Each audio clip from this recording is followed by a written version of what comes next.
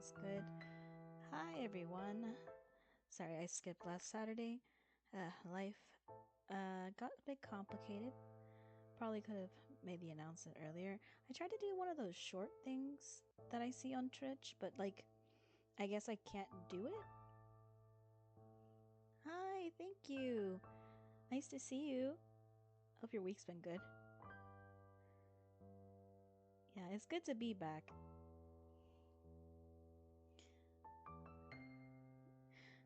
Honestly, I just kept thinking about I looked up the comics, by the way. I did not get the chance to read them. I was trying to find where I could get my hands on them, and for some reason it was a little difficult to find them at first. I looked them up on Amazon though. There's like one with Talanah and another one with Aaron, and I think that's it. I'm not sure if I'm missing anything. Yeah, but thank you all for your patience. I deeply appreciate it. Let's see if I can get back into the swing of things. Believe this is where we left off with Talanah. So let's go ahead and get right back in. Yes, I always end up stopping it like at a decision. Actually, one second. Let me get a little more comfortable here. I don't really have much of a setup, so I probably should make sure that everything's fine first. But usually I always get so caught up in like trying to set up things. Alright. Let me. It's been a little bit, so I'm gonna go ahead and read the history really quick. Just click. Was that? That's too far up, is it? Oh yes, okay. Gaia I introduced her to Mom. Mom met Talanah.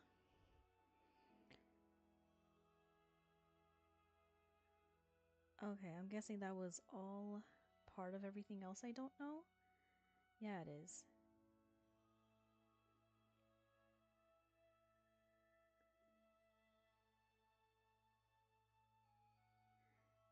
Yeah, I mean, she's been to the base, so she should have met. Oh no, Gaia can't speak over the loudspeakers per se. She speaks to, like, their focus directly. So yeah, she doesn't really know about Gaia yet, does she? 'Cause she didn't have a focus. Alright. I think it'd probably be more significant to tell Talanah from my own mouth what she missed. One second. For a moment, Aloy pauses, silent and still, and more than a little bit tense before she finally speaks. Uh, bear with me. I've never really told us the whole story like this. Take your time. I'll listen to anything you have to say. Give me a second. I have to go do something real quick. One moment.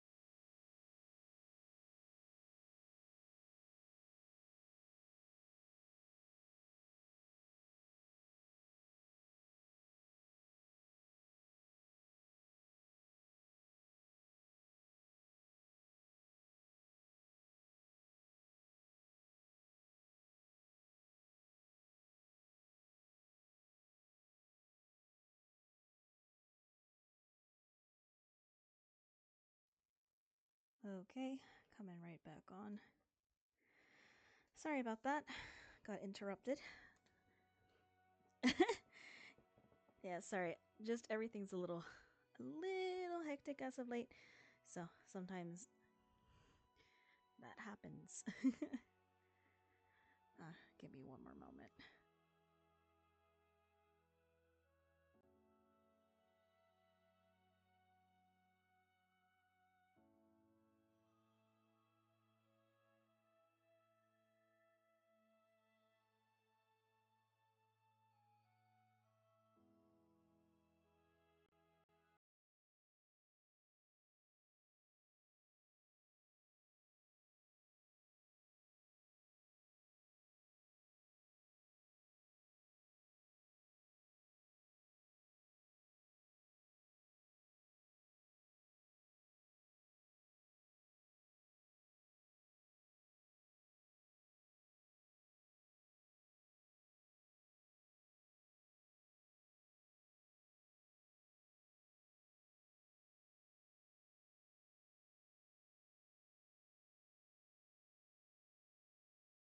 Ah, dang it. It turned. Gosh darn it. Why? I'm sorry about that, folks. Give me a moment. Let me fix that. Not really sure why it stopped the stream like that, but I'm glad I'm not too far in. One moment.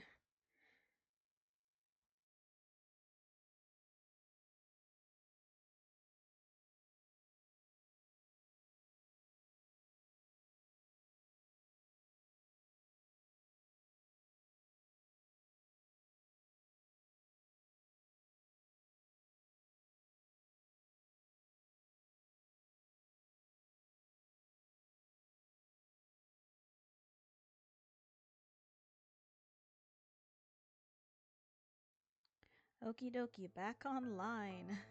Oh my goodness. This is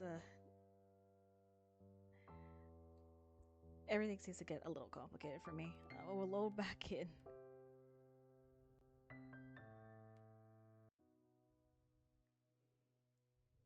Mm, skip that. Alright. Take your time. I'll listen to anything you have to say. I'm ready, Aloy.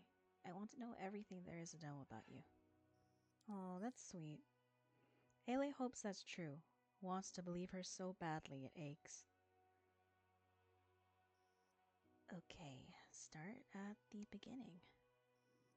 Pinned under Talanah's genuine and attentive curiosity, Aloy breathes deep against her dizzy, racing pulse. First, there's a lot you need to know about the old ones. Also, hi, Roots! Hello! Just saw your chat.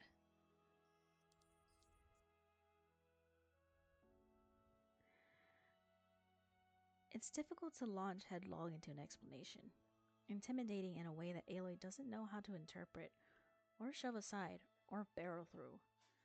She never had to actually recount all of this for anyone, not even really for Varl one long year ago. She needs to try and trust herself to actually go through with it, to not mask it in all the bare bone vagary or breeze over the parts that still make her gut clench. It's been a hard life to live, and it's even harder life to put into words. And, well, Aloy only realizes at this moment she didn't let herself reveal any of this to Seika, did she? Maybe there's a reason for that. Because even through the hesitation, it feels different with Talanah. Safer. Like it's something she's afraid to want, rather than just plain afraid of it. The nervous but natural intimacy between them softens what would otherwise just be dread. Latching onto that feeling helps her find her voice. The story begins to unravel, laid bare for Talanah. Oh, oh my gosh. Oh, that's so, oh my gosh. I love that. I like this art style. I specifically love how Talanah looks in this art style. She looks fantastic.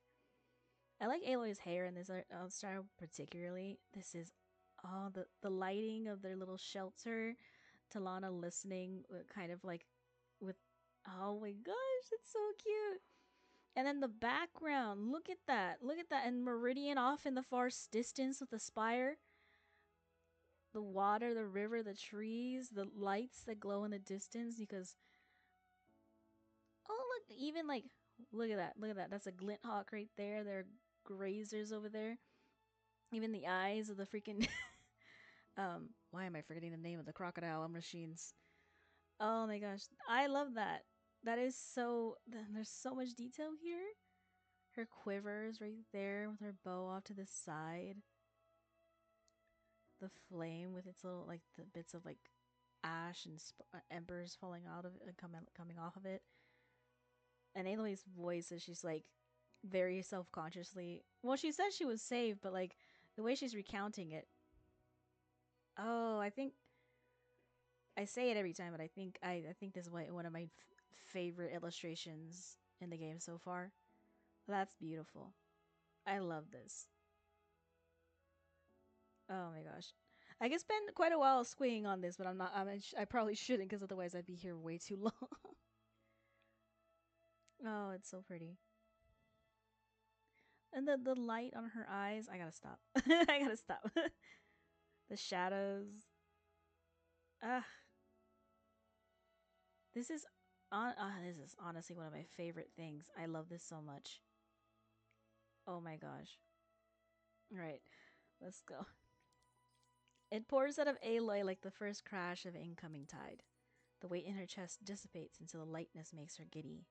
Once the words gain momentum, she's nothing but relief and a quickening heartbeat under Talanah's rapt and respectful attention.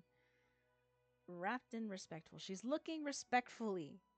Get that right. The firelight amber of her eyes is sharp enough to pierce straight through to the marrow. Oh my gosh. Aloy finds that she doesn't mind.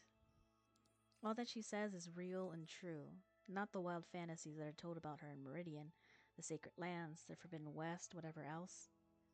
Not whatever story Talanah must have made up in her own head.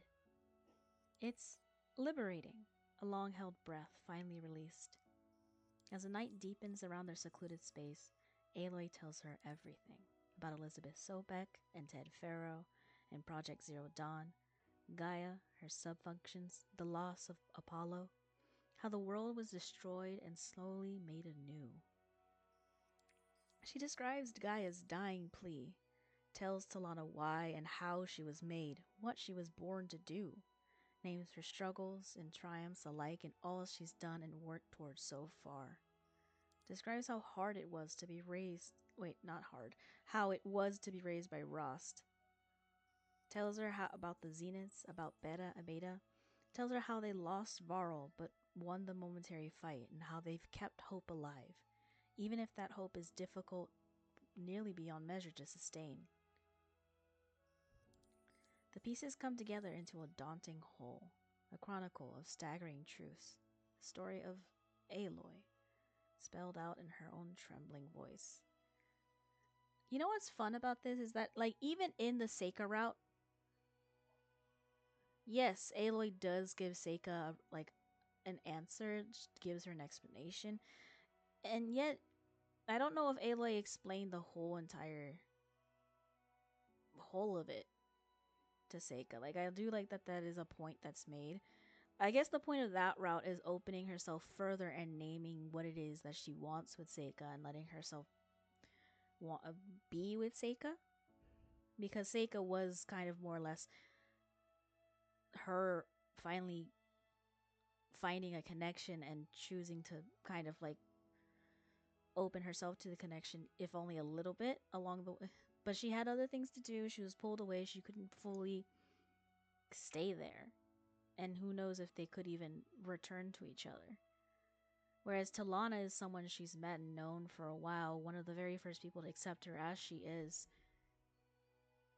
So it is, I can imagine why Aloy has an easier time of talking to her about it.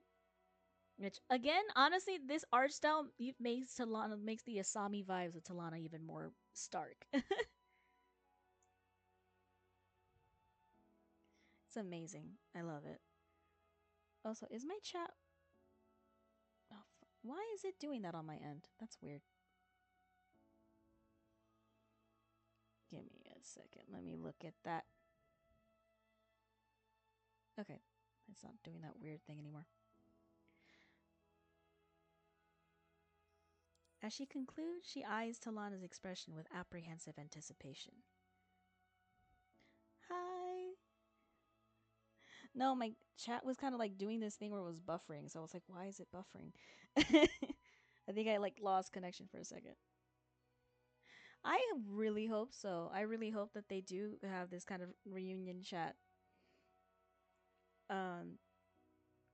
In the third game, if only I like more focus on companions. Aaron, Talanah, all the original people who've been there from the start. Of course, we're probably going straight into Quen territory, but I hope people go along with Aloy for that one. Maybe, just maybe, Talanah won't see her any differently. Oh, I was just watching a sentence of a bookworm, and something similar happened. Uh, I don't know if anyone's seen it, but I don't think it's got much spoilers. But like one of the two characters, like I'll always just see you this way, and there's a point where the character has elevated in status somewhat, and he calls her by a different name, and she's like, "Oh no." But no, in the end, he really does still just see her that way. It's just circumstance doesn't allow him to do it in public. It reminds me of that. I just love it. I love it so much. She won't see you differently, Aloy. It'll be fine. Aloy wants to depend on that hope, wants to lean on it like a bulwark. I really knew nothing, did I? It's a lot to take in. I understand if you need some time to. You're incredible. Did you know that? Shit. This again, again and again and again, Aloy's heart sinks. Talanah, please don't say that. Why? Wait, no, I didn't mean. Like the immediate blush and embarrassment. She's like, no, I put my foot in my mouth. Not because of any of that. For just being you, in spite of it. Still Aloy despite the Nora, the Aloy I first met. The Aloy I've come to admire very much. You are incredible, Aloy. You deserve to hear that. Talanah emphasizes the repetition with touch, the faint pressure of her hand settling over Aloy's, the bare skin contact. When did she take her bracers off? Jolts Aloy from the spiraling dread. Ooh, blush. Yeah, when did she take her braces off? Probably sometime during your story. You didn't even notice. You are at camp. Her heart goes from sunken to soaring as she glances between their layered hands and Talanah's gentle gaze. Her eyes sparkle with something that resembles pride as she sweeps her thumb across Aloy's knuckles. Aloy feels herself start to smile, and she doesn't even try to fight it. Anyone can see that you favor the strange quarry, and hearing the depth of your journey doesn't change what I've always known about you. Even if there are parts I need more time to fully understand, I'm with you through anything that comes next. Anything that comes next. As the words register, Aloy's stunned elation fades. There's something she's left unmentioned. Nemesis. The imminent and ultimate danger, fury and obliteration hurtling their way. The last time she outlined the truth about Nemesis to someone, it did not go well, to say the very least. Knowing is a burden Aloy wishes on nobody, but Seika had asked, insisted all fiery temper. So Aloy was honest, and that honesty had almost cost her. It's hard not to think back on the sudden and cold distance that hardened Seika's eyes as Aloy gave her what she had demanded, how she bristled against and turned away from Aloy's fumbling reassurance, overwhelmed, nearly resentful. Her hopeless lament of "what's the point?" echoes all the way to the present. It's not like Aloy asked for any of this. It's not her fault. It's not. Sitting on that same precipice now, though, Seika's response feels like an open wound. Aloy didn't ask for this, but apparently she still asks too much of people. Will Talanah turn away too? Like, straight up, your whole deal is that you didn't ask enough of people. That was the whole point of the second game. Is that you didn't ask enough. Listen, Seika understandably went up against a lot and she just got introduced to the world. Of course, it makes you feel small. You know, it does make you feel hopeless to think, why did we even fight for any of that if that's what's coming? And what's the point? Of course, it makes sense. Huh. I kind of like the story thread of Aloy feeling insecure about that as well. Hmm. About that, we, we know what's coming next. Oh? Well, go on. You know your Sunhawk doesn't balk at a challenge. Let me finish before you decide that. Something is coming to Earth. Something very bad. It's called Nemesis. Try to imagine an impossibly smart, conscious machine, sort of. Or more like a swarm of them, acting with one very angry and vengeful mind. The Zenith created it, abandoned it, corrupted it. It hates them. It destroyed their world, and now ours is in its sight. From across the stars? Sounds formidable. And it wants to destroy us? Yeah. It's more dangerous and powerful than anything you or I or anyone else has ever faced. And you want to try to fight it? How would that be possible? It's concerned interest in her voice, not fear or despair. Aloy clings to that. She runs a whole lodge about hunting machines. I mean, and she also fought off a whole attack from Hades with you. So I don't think she balks at that. That's honestly, I really like that characterization. I'm like, I love that Talanah's like, huh. Well, can we hunt it? And if we can, how do we take it down? that's that's where she's going with it. She's like treating this like Sunhawk and Thrush. She really did say bring it on. She really did. That's what we've been trying to figure out for the last few months. We need to rally all the tribes to our cause. Get everyone fighting on the same side. The peace talks between the Karja and the Teknoth were the first step, and Aaron's off to the Claim to gather support. Also, the old ones might have developed weapons that could give us an advantage. There are places for me to explore, pieces of information and technology for me to find. I've been too injured to do any of that until now. It's daunting, and it sounds ridiculous, but there's still hope. I have to believe that, Talanah. We can't just let all of this end. Talanah's gaze drifts to the fire, her expression unreadable. It stays that way for a long, silent moment. Dread prickles through Aloy's veins. She digs her teeth into her lower lip, steeled for another rejection. You're right. We have to try. Aloy isn't quite sure she heard correctly. Yeah. Oh, that would be awesome as fuck. That would be so awesome. Talanah's just like, I'm general. That's it? You mean it? No reservations? Of course I mean it. My father and my brother gave their lives protecting others against tremendous peril.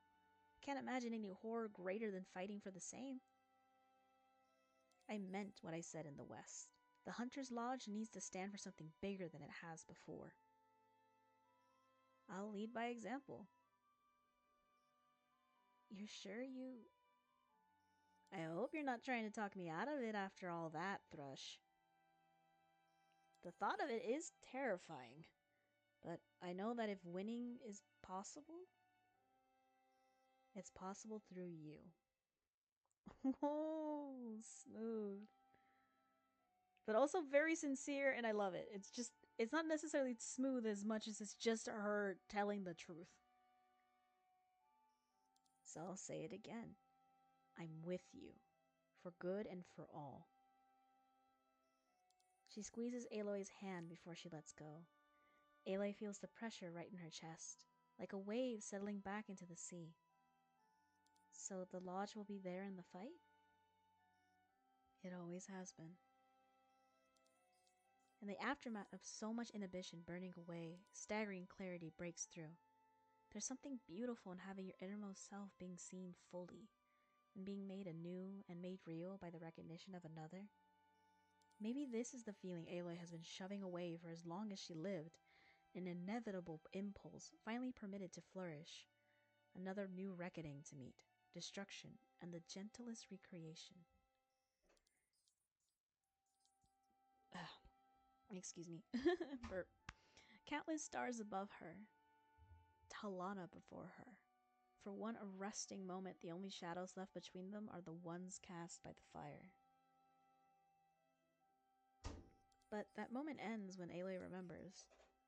And remembering feels like thorny vines weaving through her ribcage. One bold shadow remains. I think I might... Yeah. Aloy has to ask. She has to know. Will you accept my ring pop? Sorry. Just like, I found this ancient delicacy from the old... It's probably crumbled away into dust at this point. It's been 3,000 years. Or obviously eaten up for biofuel. Aloy has to ask. She has to know. I want to know what love is. After everything, she deserves that much. She grits her teeth against the flaring anger and reels for a way to approach the question. Anger. Okay, so my mind went to a different place because I'm a shipper, and anger, I'm like, what happened? Is it because of the other thing? Actually, I don't remember what the other thing could be. We'll find out. Speaking of the lodge, how is it? Any new faces since you got back from the rest? Anyone I know? Is the best she can come up with, and it's pretty terrible. What's going on? Confusion knits Talanah's brow before Aloy's unwieldy hint dawns on her. If you're asking about Amadis. Oh, is that really... Is this your way going like, so are you seeing anyone? Is that what that was? Oof. Yeah, he is the elephant in the room. He does have to be addressed. Man, Amadis, you suck. Aloy winces at her own blatant awkwardness, and at the sound of his name. She's not sure which is worse. Sorry, should have been more direct. I didn't know how else to bring it up. Maybe I shouldn't have at all? No, it's alright. And after you bared your soul to me just now, the least I could do is fill you in on these small matters. Truly, there's not much to tell. You still seem pretty down about things when we parted ways at Barren Light. Have you managed to settle anything with him? No, I haven't seen or heard from him at all.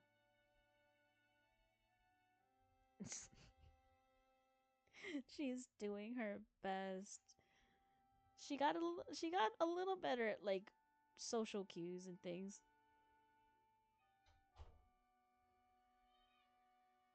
Oh, Naraha's yelling.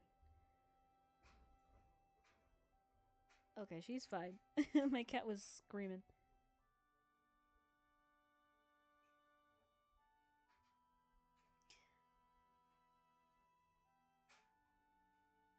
One second.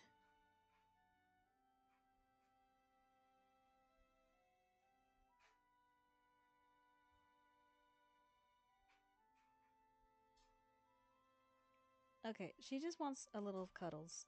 She's fine. She yelled so loud, I was like, what is up with this cat? I love that Amadeus is just scattered to the four winds at this point. Oh, okay. I, to be honest, I was expecting some kind of sweeping romance between the two of you and it getting kind of really messy. Or him, like, are you running into him a couple times? I could just imagine a whole awkward routine, honestly. I don't know. I probably listened to too many of the romance novels that I was given by who would be the most likely person in that place to discover romance novels? And then you're like, Aloy, look at these. These are great. I like the thought of Aaron being that way. Him like Concrete Beach Party liking that, but also him having a surprising interest in love in like trashy romance novels is something I want to headcanon because I don't know why I think that's nice. Hmm. Alva? Oh yes, she digs into all of that all the time. I was thinking Alva, but then I just doubted myself because it wouldn't be.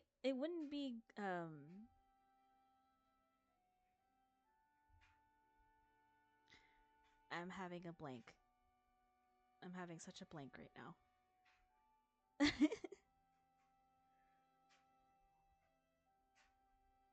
I will remember their names in a second. Every time I'm like trying to remember. Okay. And how are you feeling about that? Him being really out of the picture? Honestly? Relieved. Looking back, it's embarrassing to think of how much I let him get under my skin. I guess strong feelings can trick you. Time and distance can change them, though. Can help you see more clearly. Maybe your idea of someone doesn't match who they really are. Maybe something you thought you wanted, you actually don't.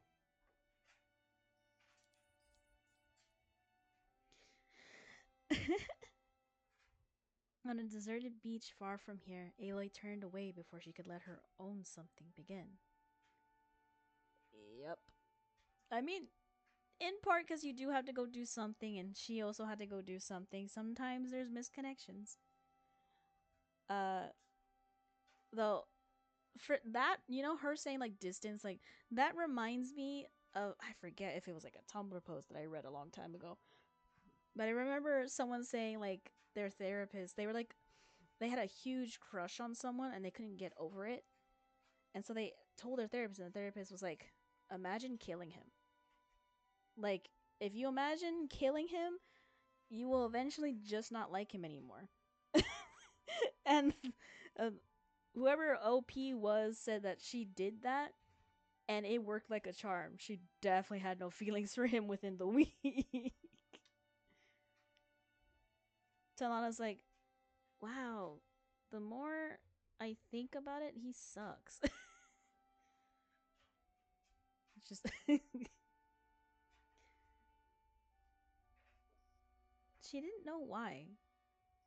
Not then, at least. I I think I understand what you mean. Talanah nods and gives her a shy smile. But time and distance can do the opposite as well. Sometimes they help you realize how important other things are, how much you do want them. The very edges of their hands are touching, aligned along the split of their bedrolls. The contact is not inconsequential. The boundary breach is not unnerving. Yeah, maybe they do.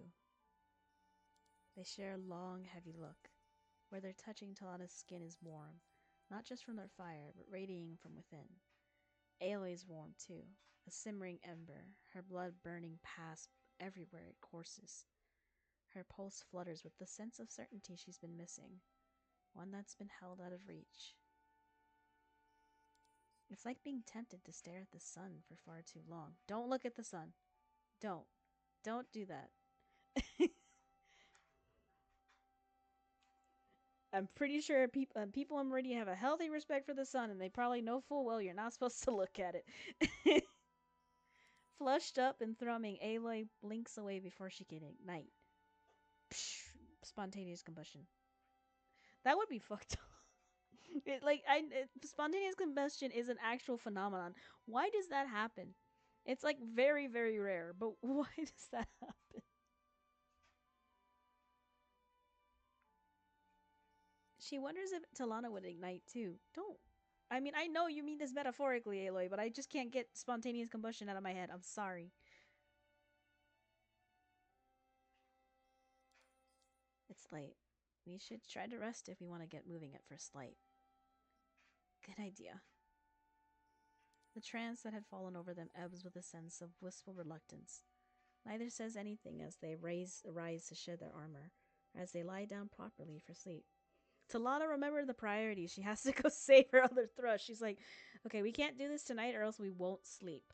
I need to be awake and rested if we're going to save her. After that, I'm taking her straight to the lodge and to my room, and we're going to... Oh my gosh. Firelight dances in bold flickers along the walls of their cliff hollow shelter. Aloy watches them, her throat thick, her awareness of Talanah's body just silken skin, sharp and expectant. And even after all they've just shared, the quiet radiates with hunger. Maybe Aloy should say something else? Hear Talanah's voice one more time before the night takes them. The flower? The flower? I don't remember the flower. I think that was in the second game. I think the flowers from the second game. Red Monster from the first. What is the flower about? I'm gonna click the flower because I have no idea. Right away, as though the thought is alive, leaping eagerly to be acknowledged, Aloy's mind flashes to the beautiful pale purple wildflower at the base. Gosh darn, I need to replay Forbidden West because I was like, I feel like that happened. I didn't. Thank you very much for the confirmation. She gave her the flower? Oh, that's sweet. Why, Talanah? A dainty bloom Talanah had left for her as she passed through. Small but growing. Something with meaning.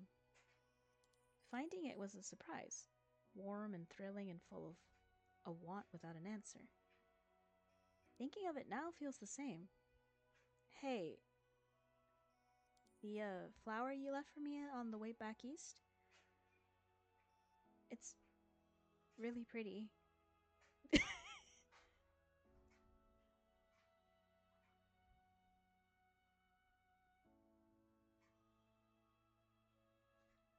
Oh, like lavender. Oh my gosh, I didn't know that. But that makes sense because I often see lavender as the color for it. Yeah, the other companions do leave stuff around. I honestly, it's just been a while for me since I played Forbidden West that I truly don't remember any of that. But that is actually very sweet, and I'm going to catalog that for later. Thank you. Also, Ayla, you awkward woman. I love that. It's really pretty. I don't know what else to say about it. It means a lot to me though, and honestly, I honestly kind of thinking back on it. Does that mean you have interest in me? Do you want to? Is it? And it just keeps blossoming, like your love for Talanah. Oh, a scoot? A scooter emoji. Oh, okay. I gotcha. It's code. It's fine. Uh, that's sweet. I can't. I'm actually very sad that sometimes things like I forget because minds are a little bit like a sieve. You don't have all your memories. I fully forgot that, and that does sound really sweet.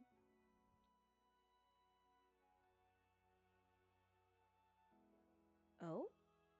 She brightened. She's like, yes, you realize the significance? So you did notice it. Oh, you're not smooth, Talanah. Aloy gets her, like, Alva's like, Aloy, did you happen to see this book on flower language that I found? It seems that the purple flower here was one that existed in the past. Oh, she does? Oh, I love it so much. Again, I want there to be the possibility for Aloy to make a choice in game 3. I know it's probably not gonna happen. They never really did that, and but oh my gosh. I guess because I went through Horizon Zero Dawn never really shipping anyone. Especially since it was just never presented as a possibility throughout the games. Where Forbidden West does open her up to the vulnerability and opening up her to like accepting help and not accepting like I don't want to say intimacy but you can have intimacy with your friends without it being sexual. So yes, vulnerability, those kind of things. So when I got to Burning Shores and Seika ended up being like, am I like I was playing it and going like, is this are they doing this? Is this a thing? And then it was a thing and I was like, what? So I was honestly a little taken back. Even though I did hear like see the signs and was like, oh, they're definitely flirting with each other. They're like it's kind of this it's kind of the protege meme where they're like, oh, they're fucking. I mean, they weren't, but like the oh gosh, I just we still don't know what exactly is gonna happen. We have hints, nothing more, but I would love that. Talanah is so cute though. I just love her little blushes. I just adore her design in general.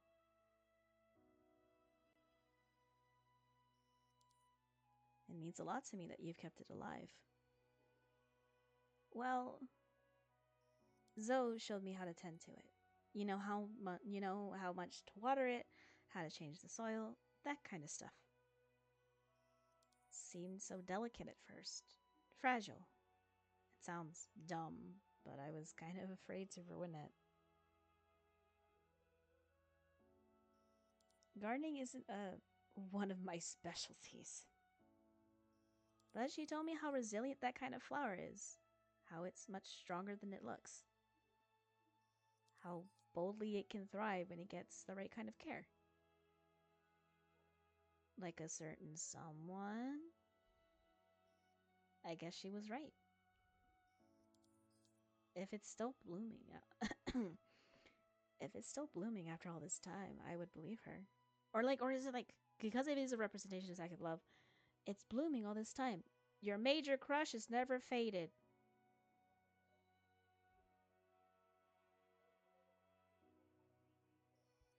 Did you know that you left it right outside my bedroom? It's the first thing I see when the door opens. Aloy, I think she knows. I think I think she knows. I don't know if she got introduced to where everyone's rooms is, but I'm almost certain she knows. You know what? Never mind. It is a happy coincidence. I'm sorry. I thought that that is actually funny. I love that.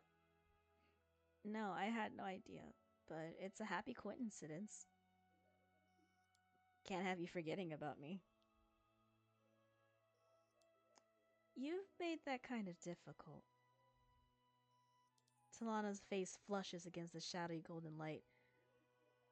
Internal screaming. Ah, she flirted back. Quit trying to sweet talk me and go to sleep, Thrush. Okay, okay, fine. Rest well, Talanah. You too. With a soft and crooked smile, Aloy lets her eyes close and waits for slumber.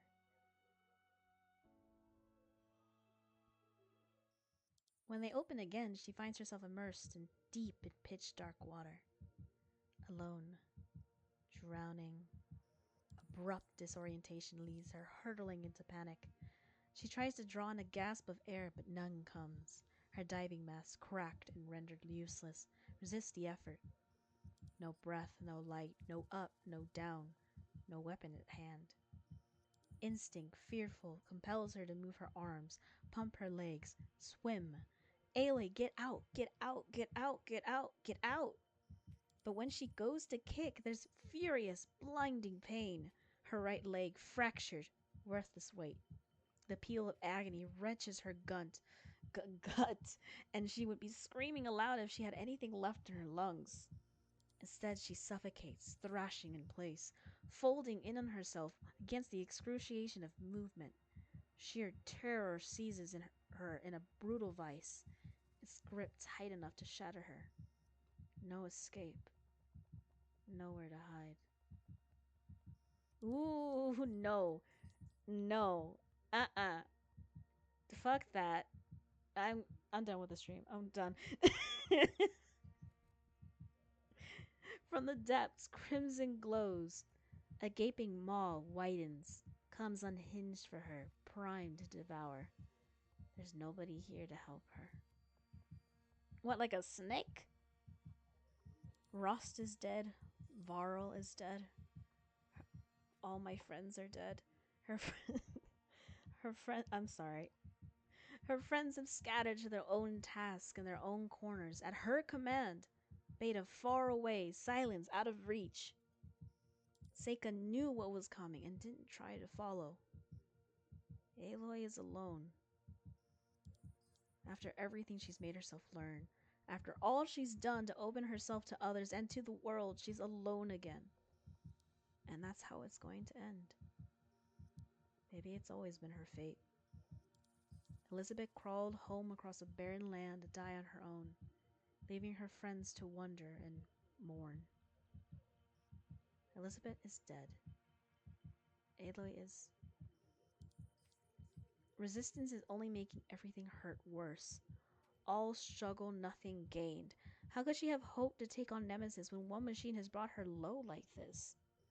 She's tired. So tired. Limbs like stone. Mind losing lucidity, spiraling away. Be so easy to...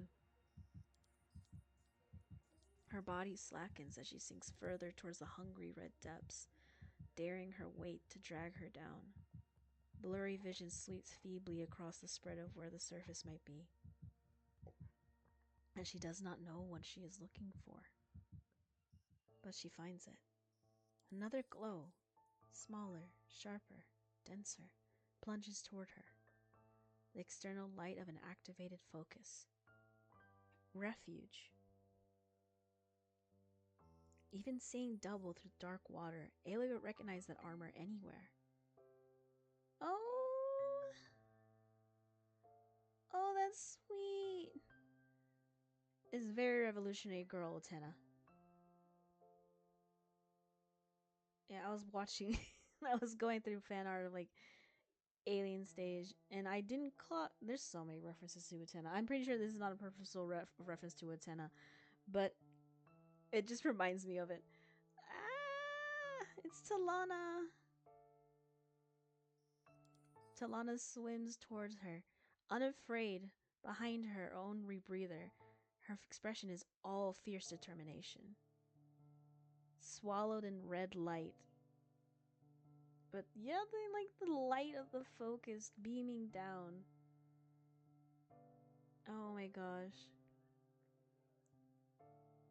The only other point of light in all the darkness. Across the hopeless grim expanse, she reaches for Aloy. Despite all of the preceding fear, with no hesitation, Aloy reaches for her. Not alone. Not anymore. A simple truth swells through the empty space. They always find each other. And they always will. Her hands meet and clasp. Ailey lets Talanah pull her in close, held tight, suddenly buoyant. Ailey's terror begins to draw back. Talanah swims for the both of them, up towards safety, away from the menacing threat below. It doesn't give chase, just fades back into the darkness, like it knows it can't win. Talanah pulls off her diving mask and offers it to Aloy, precious air shared without reservation. Aloy trembles with the relief as she breathes deeply enough to swallow the world whole. Soon the surface salvation is half a stroke away. Warm, bright light waits for them on the other side. It overspills in a brilliant flood as Talanah carries her through.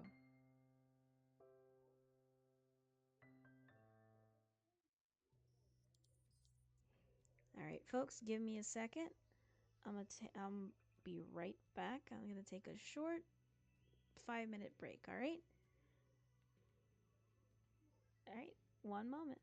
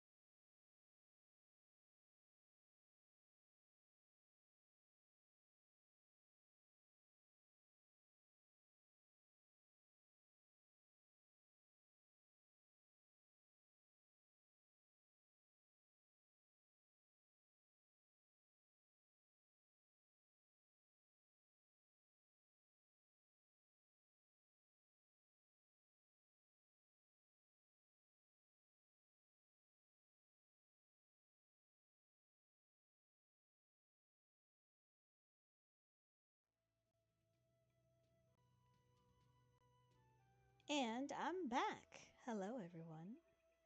Back to the romance. Thank you for your patience.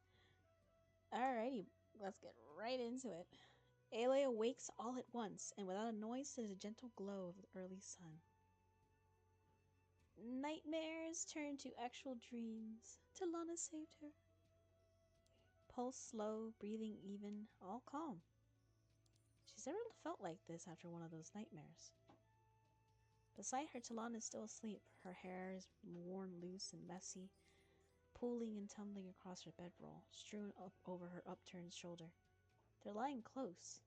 Must have drifted closer in the night, unconsciously seeking one another. Close, but somehow not close enough. There's a sudden, insistent fluttering in Aloy's chest. A comforted thrill her body declares of its own accord. Mired in the hypnotic remnants of her dream, Aloy stays silent and motionless and just lets herself look. The way the gleaming dawnlight touches Talanah's peaceful face is beautiful. She counts heartbeats, loses track, can't pull her gaze away. Can't tell how long she lies there cataloging details she's never been able to study like this. The plush curve of Talanah's lower lip, the arch of her cheekbone, one dark freckle at the corner of her nose, the others lighter, sparser, dusted in aimless constellations across her face. Aloy should stop staring. She should get up. She should get up before... Feeling incandescent, she wants to move closer, draw near, find the borders, sense them breaking, wants to reach for Talanah just like she did in the dream. Before she can acknowledge that final thought, Talanah's eyes will come open.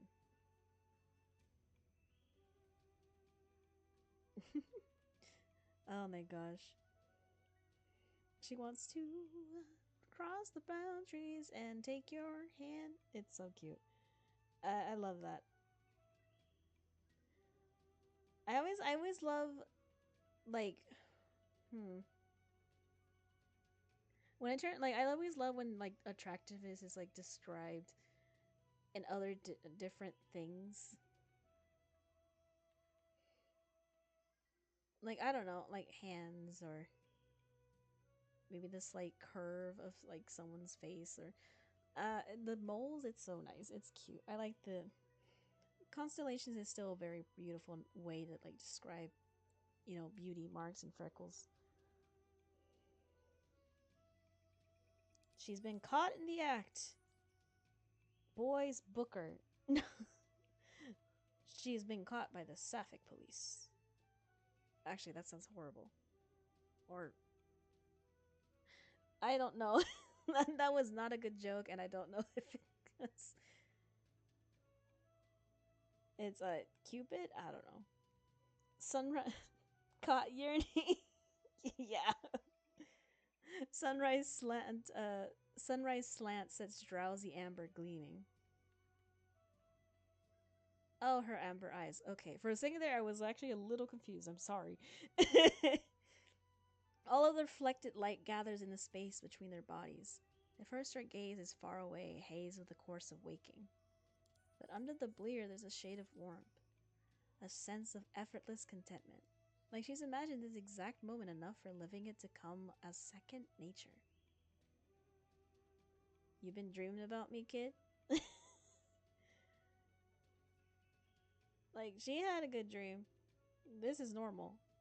I don't know why I'm so hyperactive with the cursor today. I'm just spinning it. That doesn't change when Talanah's eyes settle into focus. They lock with Aloy's, and she returns the look with intention. Waiting. Mizzy's over here. Why did I say Mizzy? Her name's not Mizzy. It's because I was talking about Alien Stage. Waiting. It would be really funny if who they were looking for just comes in and just goes, "Hi, hello." I like, "Oh my gosh, what happened to you?" A lot, actually. Get up, it's already late. Wow, okay. Say good morning. Say nothing, keep looking. Ah! Just keep yearning, Aloy, there's no shame. So either good morning or just keep looking. Stare deeply into her eyes.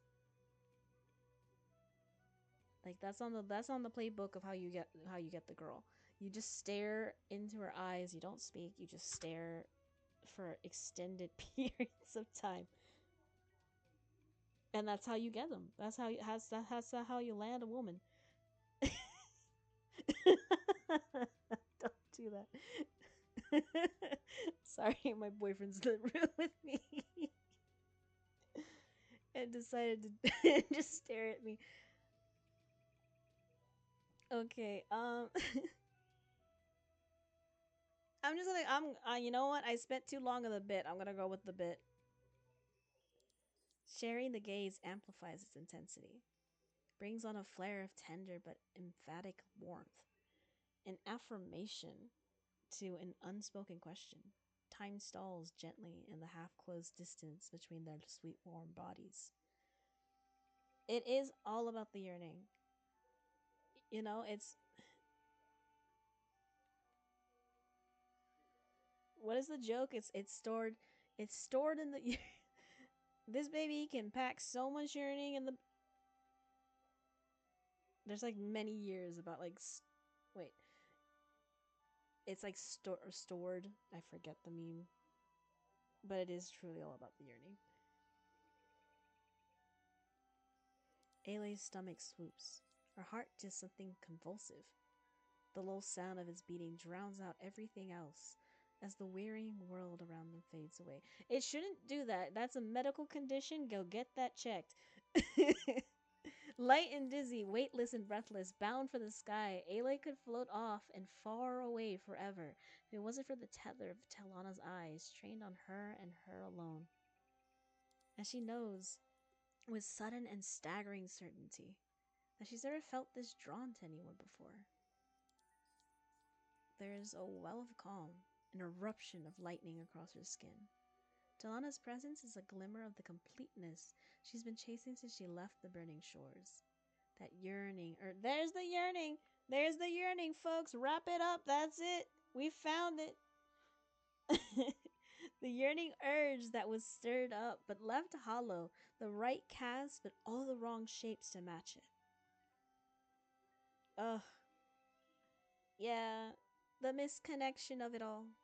But this time, it's a sure loosed arrow striking its target with deft precision. This time there's no lingering emptiness, no confusion or hesitation or guilt. Cupid is doing his job. No asking herself why. This time there's no impulse to turn her back. The people I want to be with.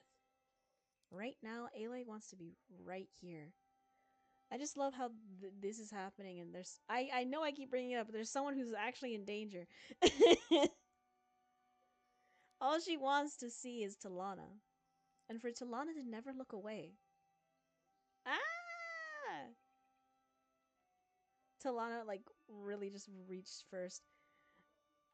So they slept on the same bedroll. That's nice. Look at that. Look at those bedroom eyes. They're not in the bedroom, they're outside. But look at that. That's wonderful.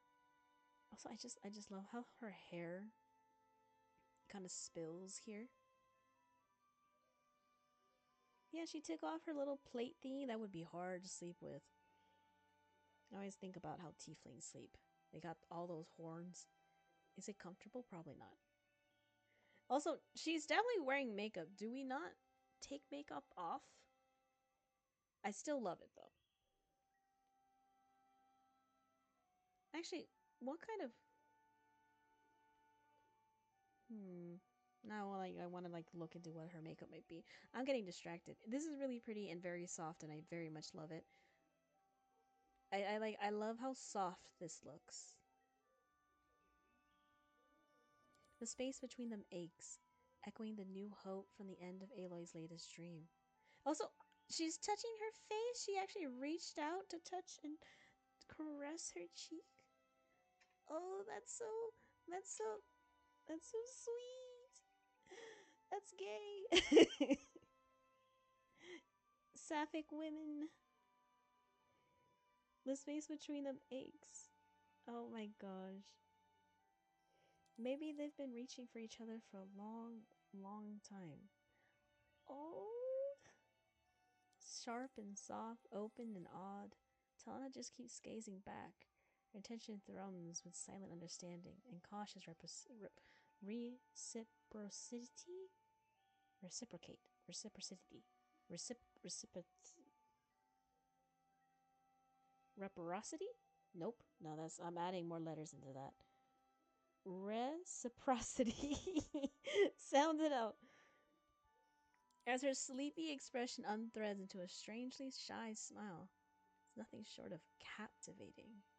That it is, Aloy. There's really nobody quite like her in this world. Oh. And it hit her, folks. That's when if you look closely, you can see the exact moment she understands. I love this woman.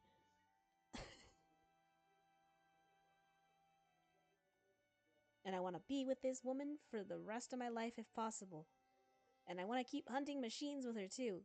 We're going to go immediately to go fight something. If they have any sort of wedding, I would love that it's just them going out to hunt. Ayleigh's heart stutters and soars. Slowly, then deliberately, yet all at once, an onset. The boundary falls. Talanah lifts her hand and lets it drift over to rest on Ayleigh's cheek. Eee! I can't squee really loud or else I'll break all the headphones. The reality of the caress sends Aloy reeling. Heat rushes all over. Natural intimacy sparks the threat of instability. She can't pretend to not want. Talanah's palm is a gentle, clever guide, and Aloy is following, moving, fluttering, closer. Her gaze flits between Talanah's eyes and lips. There's no room for anything else. Talanah is experienced. Talanah's next breath hinges. Aloy can feel it tremble against her mouth. What would it like to just rely on instinct and keep leaning in? Know, instead of always wondering. The moment draws itself impossibly tense. Presence swept up in a racing pulse. Everything bends like a bow for the finishing shot. And the growl for a second, I thought something bad was happening. That's really funny. And then Aloy's impatient stomach growls, a sound loud enough to startle them both. Whoopsie! The tension shatters. Talanah laughs, full-hearted, giddy and incredulous and contagious. Aloy can't help but laugh with her, sheepish but no less genuine.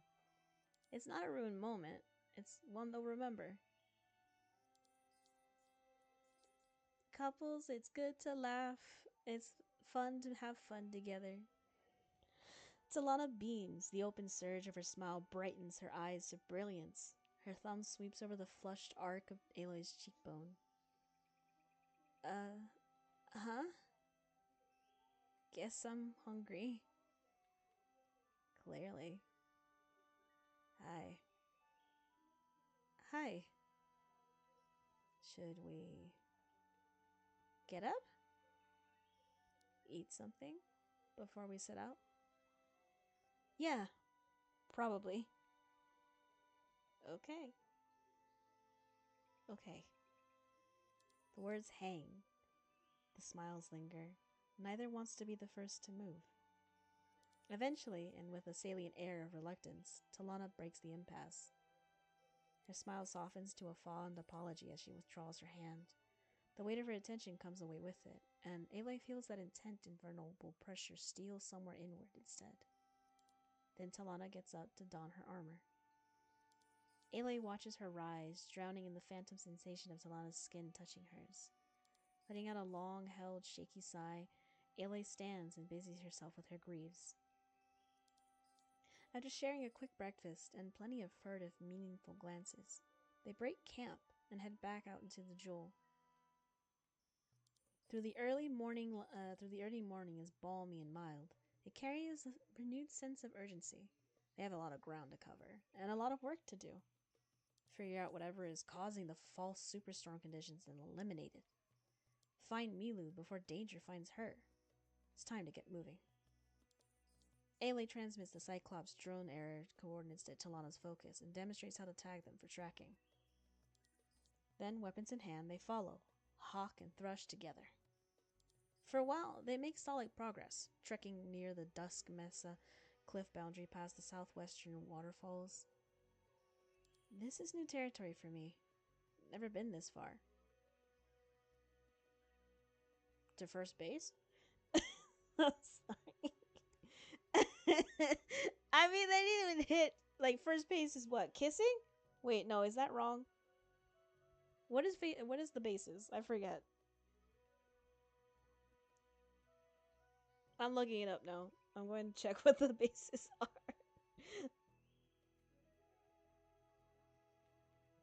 What's first base? He's on second. I don't know.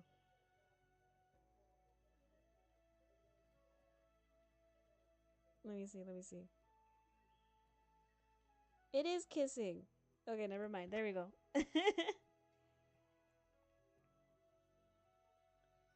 Honestly, this is deeper than I usually roam as well. Out here, the wilds are fierce. Makes me worry for Milu. This isn't Plainsong or Bright Market.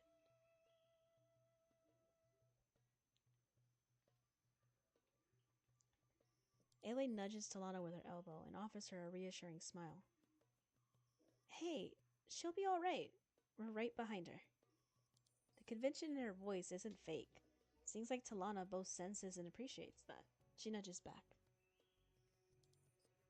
When you say it like that, how can I have any doubts? You can't.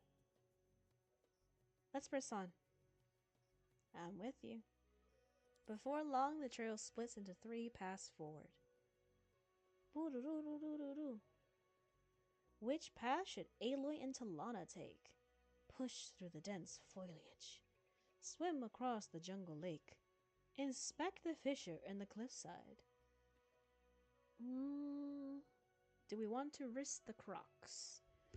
The dense foliage is also a thing. The fissure... Well, I think this is kind of determining what we're going to end up fighting. Because these are different environments. We might run into a thing. The fissure means glint hawks. I do not want to deal with more glint hawks. I don't know if this has any actual weight on anything. I will still kind of like go about it. Because that's just what I'm like. I like swimming. Let's go swimming. Talanah and Aloy approach the lake, securing their weapons and getting ready to wade in. This is handy. I needed a wash. Why? The grime of the wilds becomes you. I'm not really sure how to take that, but thanks. Same to you? Talanah rolls her eyes with fond exasperation. But then their banter is interrupted by the low rumble of metallic growls. I knew it! I knew it! I chose the crocs! Countless yellow lights shine through the water. It's an explicit warning. Don't tread here. So many snap moths. So many. Too many. Shit. This isn't the prey we're after. We shouldn't waste our time or ammo on them. Maybe we can find another way? Ah!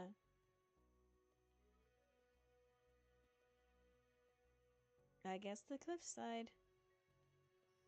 Ayla squints at a crack in the rock face before them. If she sucks everything in, holds her breath, and shimmies just right, there's daylight on the other side. I think I can fit through. Nope. No, not happening, Aloy. I won't be fishing you out of there and will absolutely not be the Sunhawk who makes the annals for letting her thrush get trapped in a shadow-damn cliff. For one stubborn instant, Aloy wants to take her doubt as challenge and slink through anyway. But that impulse fades when she realizes Talanah is both genuinely anxious and correct. Yeah, you're right. Thank the sun. Sometimes you do listen. Let's try another way, and also we'll talk about that later. the dense foliage.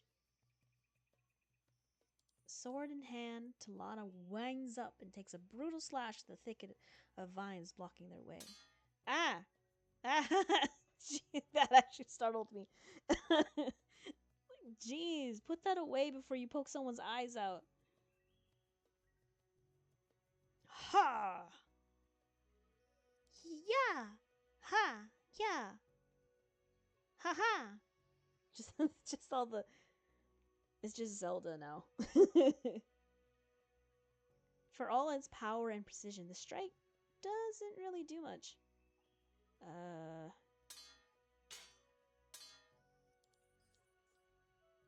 Dang, what is what is this grass made out of? More metal? Talanah glares, grits her teeth, and takes another swing, and another, and another. Though the overgrowth yields to her blade somewhat, there's simply too much of it to forge a path ahead. Talanah, please don't break your sword.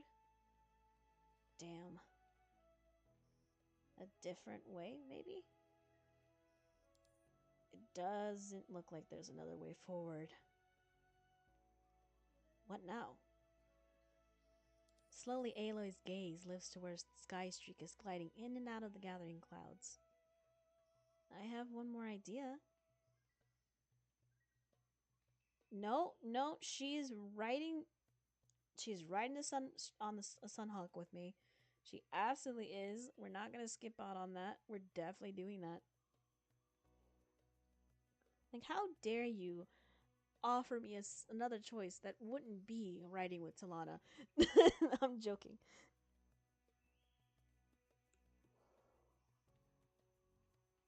Maybe it's not the obvious choice here.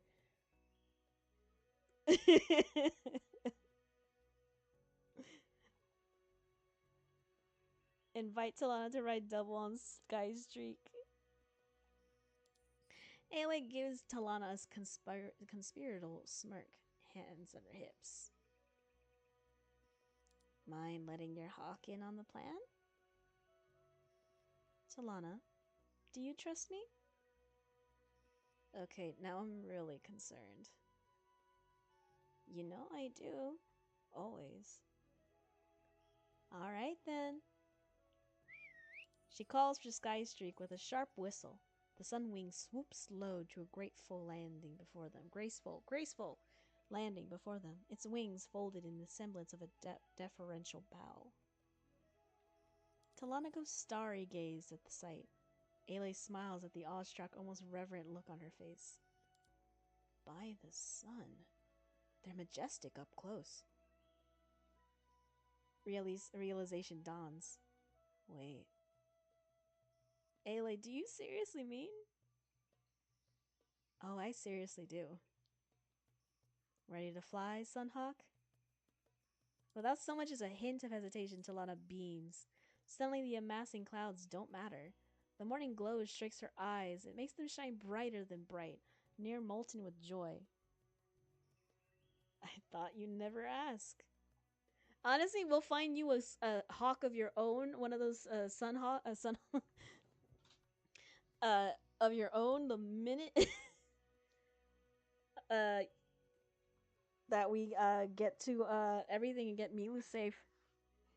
But yeah, I love it. Well, does this end badly? Or they can just keep flying. I accidentally clicked it.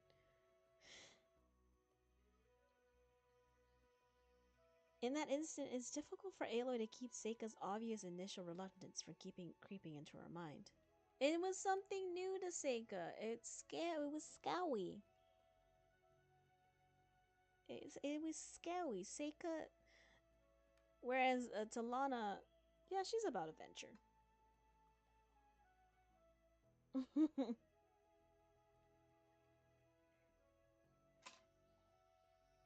Just like that? No fear? I don't have to convince you? Fear? Are you kidding me? I'm terrified. But I was also terrified to fight Redmaw. Sometimes the best things begin with a feeling of fright. So let's do this. The last part sounds like an affirmation. I'm here, and come what may, I'm ready to be part of your world. Like the Little Mermaid. Though I do wish I had my own instead of needing to share. Okay, alright. I should have given her her own hawk. I get it now. She would have liked that better. Oh well, we'll get you one after. She can show you. Maybe I'll do a playthrough where I re-choose. She's an independent woman. Grinning, Aloy mounts Sky Streak. It's alright, it's alright. I'm just hemming and hawing. I'm just being like a little dumb. But thank you for the reassurance. Ah, what did I do? What did I click? Next time, I promise. I'm gonna hold you to that, you know. Deal. Hop on. Talanah follows Aloy's beckon and takes her place behind her.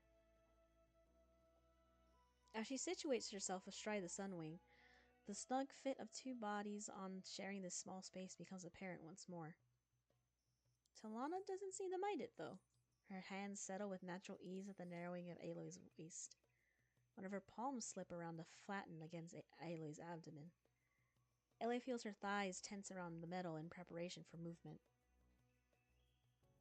The close press of her body feels interesting. Feels good. Tingly. The concept of touch still doesn't come intuitively to Aloy, but when it's like this, it's pleasant. More than pleasant. The complementary contrast of sturdy armor, and soft, supple, lean warmth makes Aloy flush. It provokes a familiar stirring low in her belly under the light contact of Talanah's fingers. Ooh la la.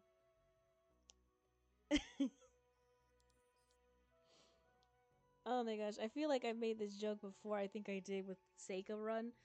Like, want to become part of the Sky High Club? Sky Mile High Club? Which one is it? But this time it's not confusing, and it's not threatening. It's nice to be aware of these feelings without being wary of them. The flutters definitely don't subside when Talanah leans in to speak close to her ear. Ooh, come here.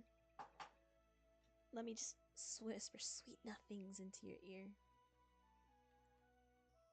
Okay, Thrush, show me something worthwhile. You're on. With that, Aloy urges Sky Street forward to the ridge's edge. The machine squawks at the command, beats its wings, then lurches forward for a few bounding steps before diving headlong into the flight. Talanah's reflective yelp shifts from alarm to breathless elation as solid ground falls further and farther away and beneath them. For all that for all that shines, Aloy, this is incredible. She lets out a loud whoop of excitement and holds on, but not too tight. Not a desperate grip of panic, a grip of trust. Aloy laughs along with her as they take to the sky. Woo! It's not a far flight to the coordinates, but its brevity renders it no less breathtaking. From above, the jewel unfurls like an embroidered silk tapestry that might hang in a place of esteem at the Palace of the Sun, all lush greens and glittering blues and stunning detail. A quilt. A familiar place, appreciated from a whole new angle. A whole new world. And Aloy gets to share the sight and the moment with Talanah. As they approach their destination, an oblong clearing, hemmed on all sides by trees and tall cliffside, Aloy calls out to her. This is the place. Activate your focus. If Milu is here, it should help us find her. Sighting from the air is a skill that takes some growing into. That's why it's surprising and impressive when Talanah spots her in a matter of seconds. There, western side, that hollow in the cliff wall. I don't know what I did there. Aloy follows the gesture. Her focus reveals a glowing figure crouched in a shallow recess in the cliffside. She took to it like a duck to water. Like she figured it out so quickly. Amazing. It's not surprising for Talanah. Good spotting. And it looks like she's okay.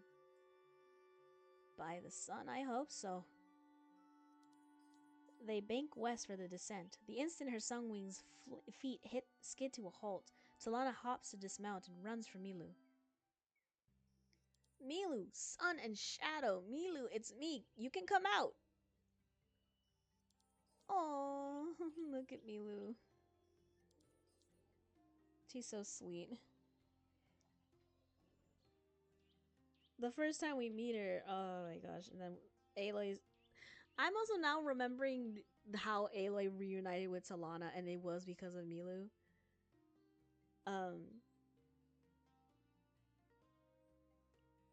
And she brightened so much seeing her. Now that I think about it, yeah, she's also someone that she immediately was like glowed at seeing again. I love that so much. It's so sweet. Milu takes a cautious peek from her hiding place before emerging. Her face is ragged and smudged with dirt. Her eyes are wild and exhausted all at once, and her armor looks a little bit disheveled. But otherwise, she's no worse for wear.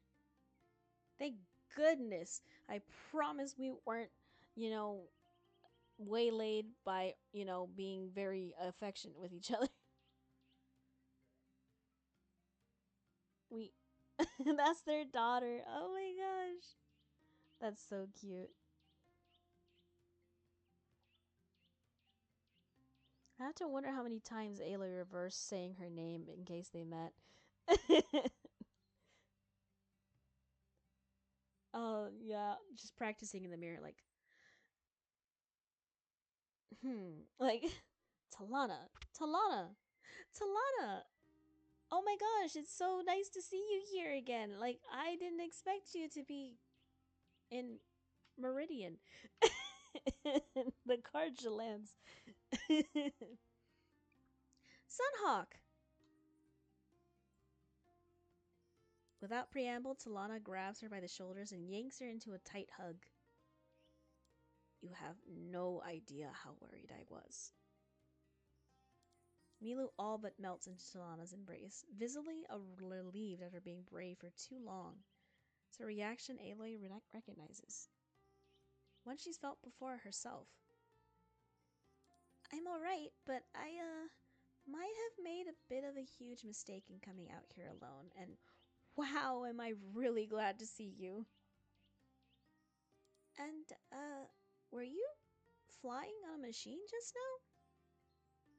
Oh no, now I'm seeing things. No, Milu, I was. No, Milu, I was. Had some help though. I ran into someone on the journey. Aloy takes that for an introduction. She dismounts from Skystreak and approaches, smiling gently. Milu's eyes go wide with surprise and admiration, quickly eclipsed by the bashful embarrassment. I really love Milu's sprite. She looks so cute. She's adorable. Milu's eyes go wide with surprise and admiration, quickly eclipsed by bashful embarrassment. Oh! Hi, Aloy? Aloy holds back a chuckle. It's good to see you again, Milu. Glad you're all in one piece. Yeah, barely. But I am too. Then she hangs her head, giving Talanah a grim frown of remorse. I'm sorry for running off while you were away, especially after you told me not to. I just want to. prove that I've learned and that I'm worthy of being a lodge hunter. Of being your thrush. Maybe even a hawk someday. Going on this hunt seemed like the way to do that. That I was wrong. It was foolish, and I'm so sorry. Then she looks at Aloy, self-reproach brimming over. Her voice wavers with shame. I can't believe you came all the way out here to find me. Thank you. A good coincidence. Scold her. Of course. It's like, gotta be stern mothers. How dare you do that? Do you know how worried we are? How could you do like, no. Of course. The thing is, this is probably something I would say. I'm much too nice for my own good, as I've been often told. But no, we were worried. Of course we came out here for you. Aloy reaches out to lay a firm, reassuring hand on Milu's shoulder. Of course we did. Look, Milu, I got into plenty of trouble when I was still learning too. Let's just say it was a very good thing that I always had somebody looking out for me. I'm honored to be that person for someone else. Oh, if only Ross can see how Ayla's grown up. And besides, she glances at Talanah, who returns the soft look. I think your hawk and I needed to spend some time together. Yeah, your moms were teetering. We adopted you together, but we thought we were doing this platonically, but we've kind of figured it out now. We did. Mila's expression remained sheepish at the information, but full of gratitude rather than guilt. And maybe a sparking of discerning curiosity. She's like, I knew it. I knew it. I knew it. I knew I felt like they had some weird kind of chemistry. Not weird, but like, I just felt it in the air. I was just telling my friend the other day that I thought Talanah, I was just so weirded out when she chased after Amadis. I was like, why? I thought she had a thing with Aloy. Oh, then, glad for that too.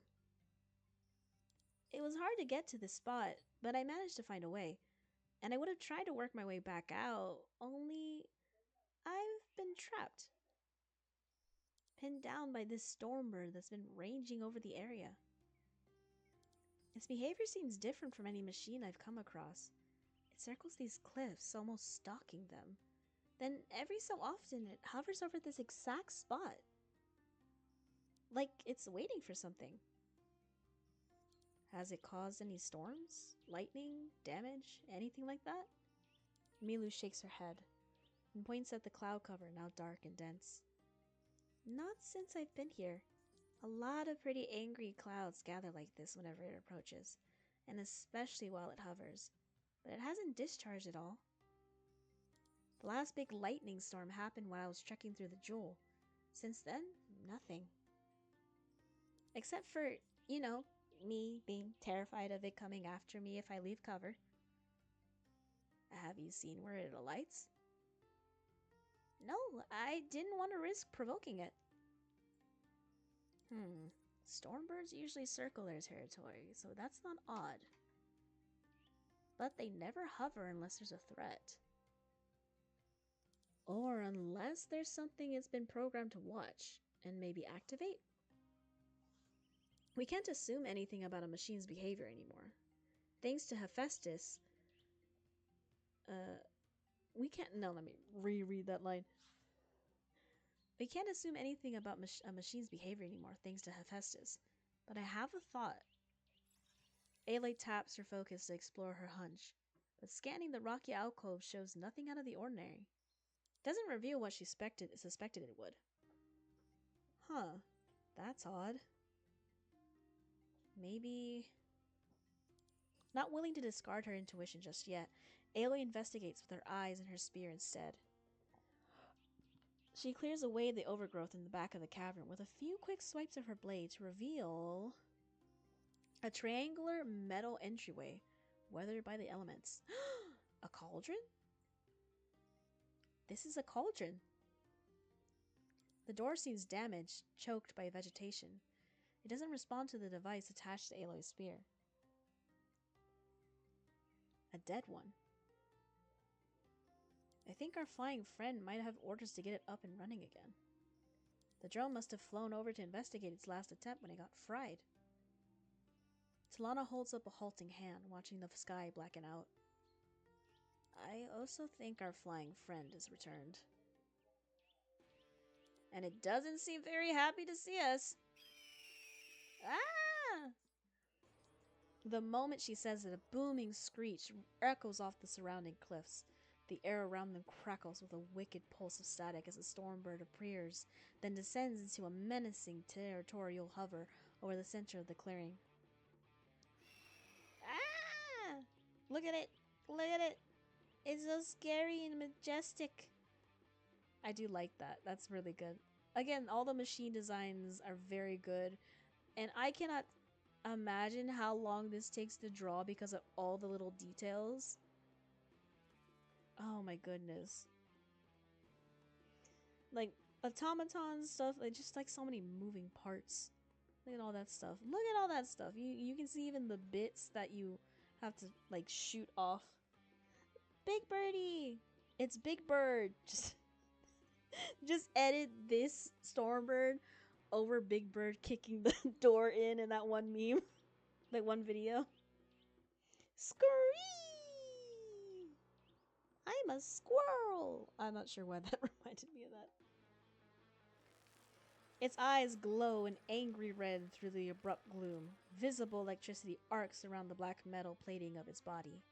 Each beat of its enormous wings kicks up a throb of wind, nearly powerful enough to knock poor Milu off her feet.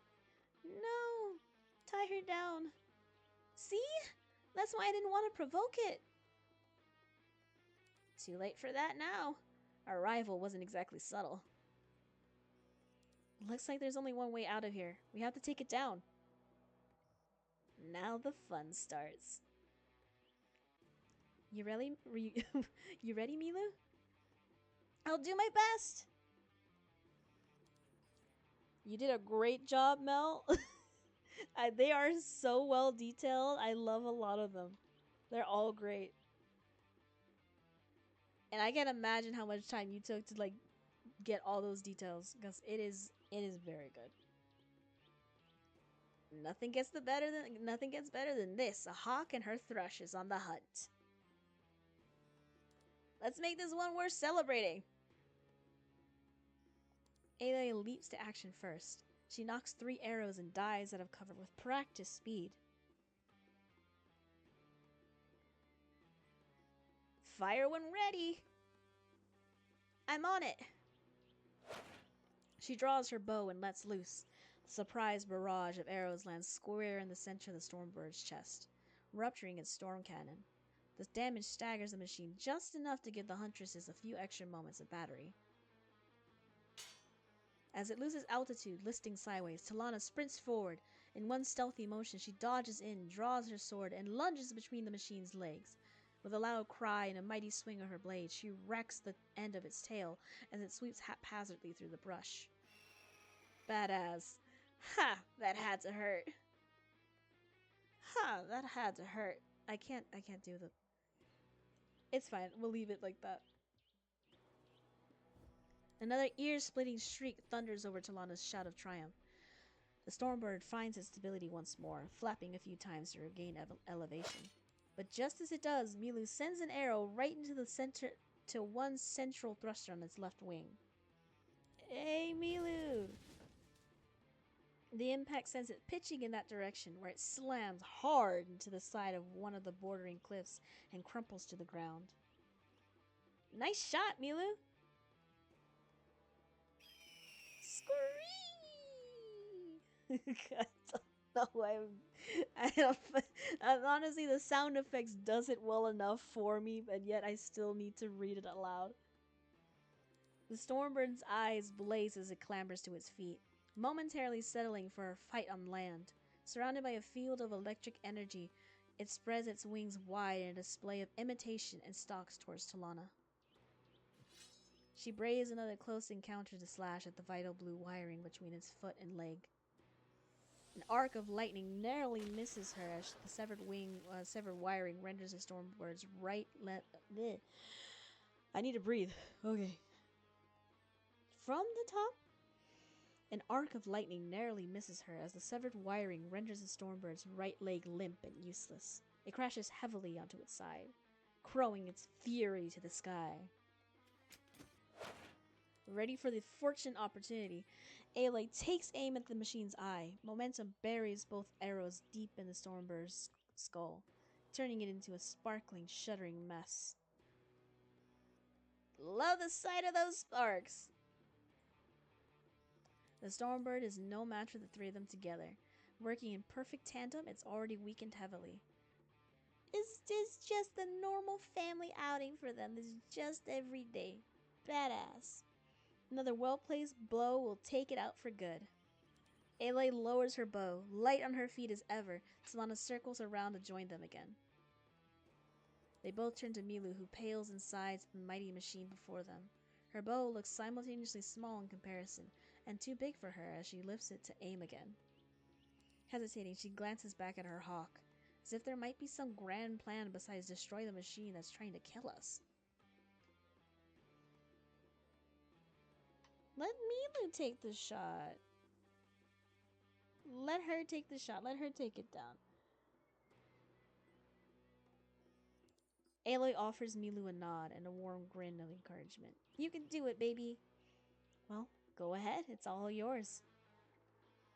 That's right. Take your prey, little thrush. That's right. Take your prey, little thrush. Oh, look at that. They're so proud. Look at those smiles. Oh, I really like this illustration of Milu. Honestly, I like her hair here much more than in the game. I don't know what they kind of did with her hair in the game. It kind of looks weird. Oh my gosh, look at that! The shine on the arrow. That's so nice. That's so cool. Oh, I like the detail on Talanah's shirt. Look at that. The scarring is there too. That's nice. Oh. Instantly, Milu's brow furrows in disbelief. She blinks at them, overwhelmed and trembling and strung out on a battle thrill. But the sincere confidence in her is a powerful bolster. Her eyes flash with determined bravery before she narrows it in consecration, adjusting her aim. One steadying breath, her arrow flies. It hits the Stormbird's other eye, dead in the center, and Aloy and Talanah erupt into cheers. For them, it's normal. Oh, wait.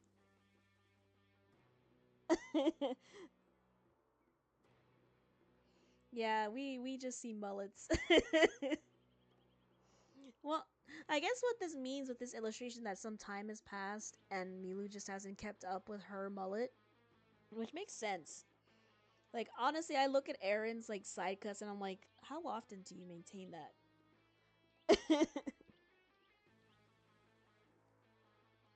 The machine goes silent and still. This is in the front, party in the back. Nice. Oh my gosh. I do like how distinct each tribe is from each other, even in their appearance and styles. It does make the world feel a little more lived in. If only because, you know, it's fun. The machine goes silent still, its red lights and rage extinguished for good. Starved of its source of conductivity, the looming storm breaks. The sky above them clears just as quickly as it clouded. Bold afternoon light breaks through. That's an auspicious sign. I can't believe we did it! Well, maybe I can believe it. You're both amazing, and I'm, well, learning, but still, we did it! As Milu's eager chatter runs on and on, Aloy's attention lingers over the felled Stormbird. It's been a while since she's seen even a small endeavor through its end. It's been a while since she's felt fulfilled like this. She notices that her leg doesn't ache at all. And she notices that her gaze has wandered to Talanah only when Talanah seeks it with her own. Find what you need, Aloy? Yeah, I think so. She scratches nervously at the back of her neck and gestures to the stormbird. This is good to know. I wonder how many other inactive cauldrons need to be monitored for issues like this. I'm going to collect some information from the stormbird's processor. See if I can glean any insight from his code. Talanah reaches out to rumple Milu's hair. My other thrush and I have quite a trophy to collect. Soon enough, Aloy's data is extracted, and the stormbird's heart is pried out. With Milu's diligent attention preoccupied by stripping other components, Talanah takes hold of Aloy's hand and gently pulls her aside. For a moment, neither speaks. They look at one another, caught up in a tentative silence that belies shared resignation. Sudden and unbidden melancholy pulls heavy in Aloy's chest. She has to leave again. Oh my gosh, we just got here. This is it. She knows. This is where they part ways again. It gets more difficult every time. Aloy is still figuring out how to do this. How to come close and then let go. I need more water. I need more water. Give me a second. I'll be right back.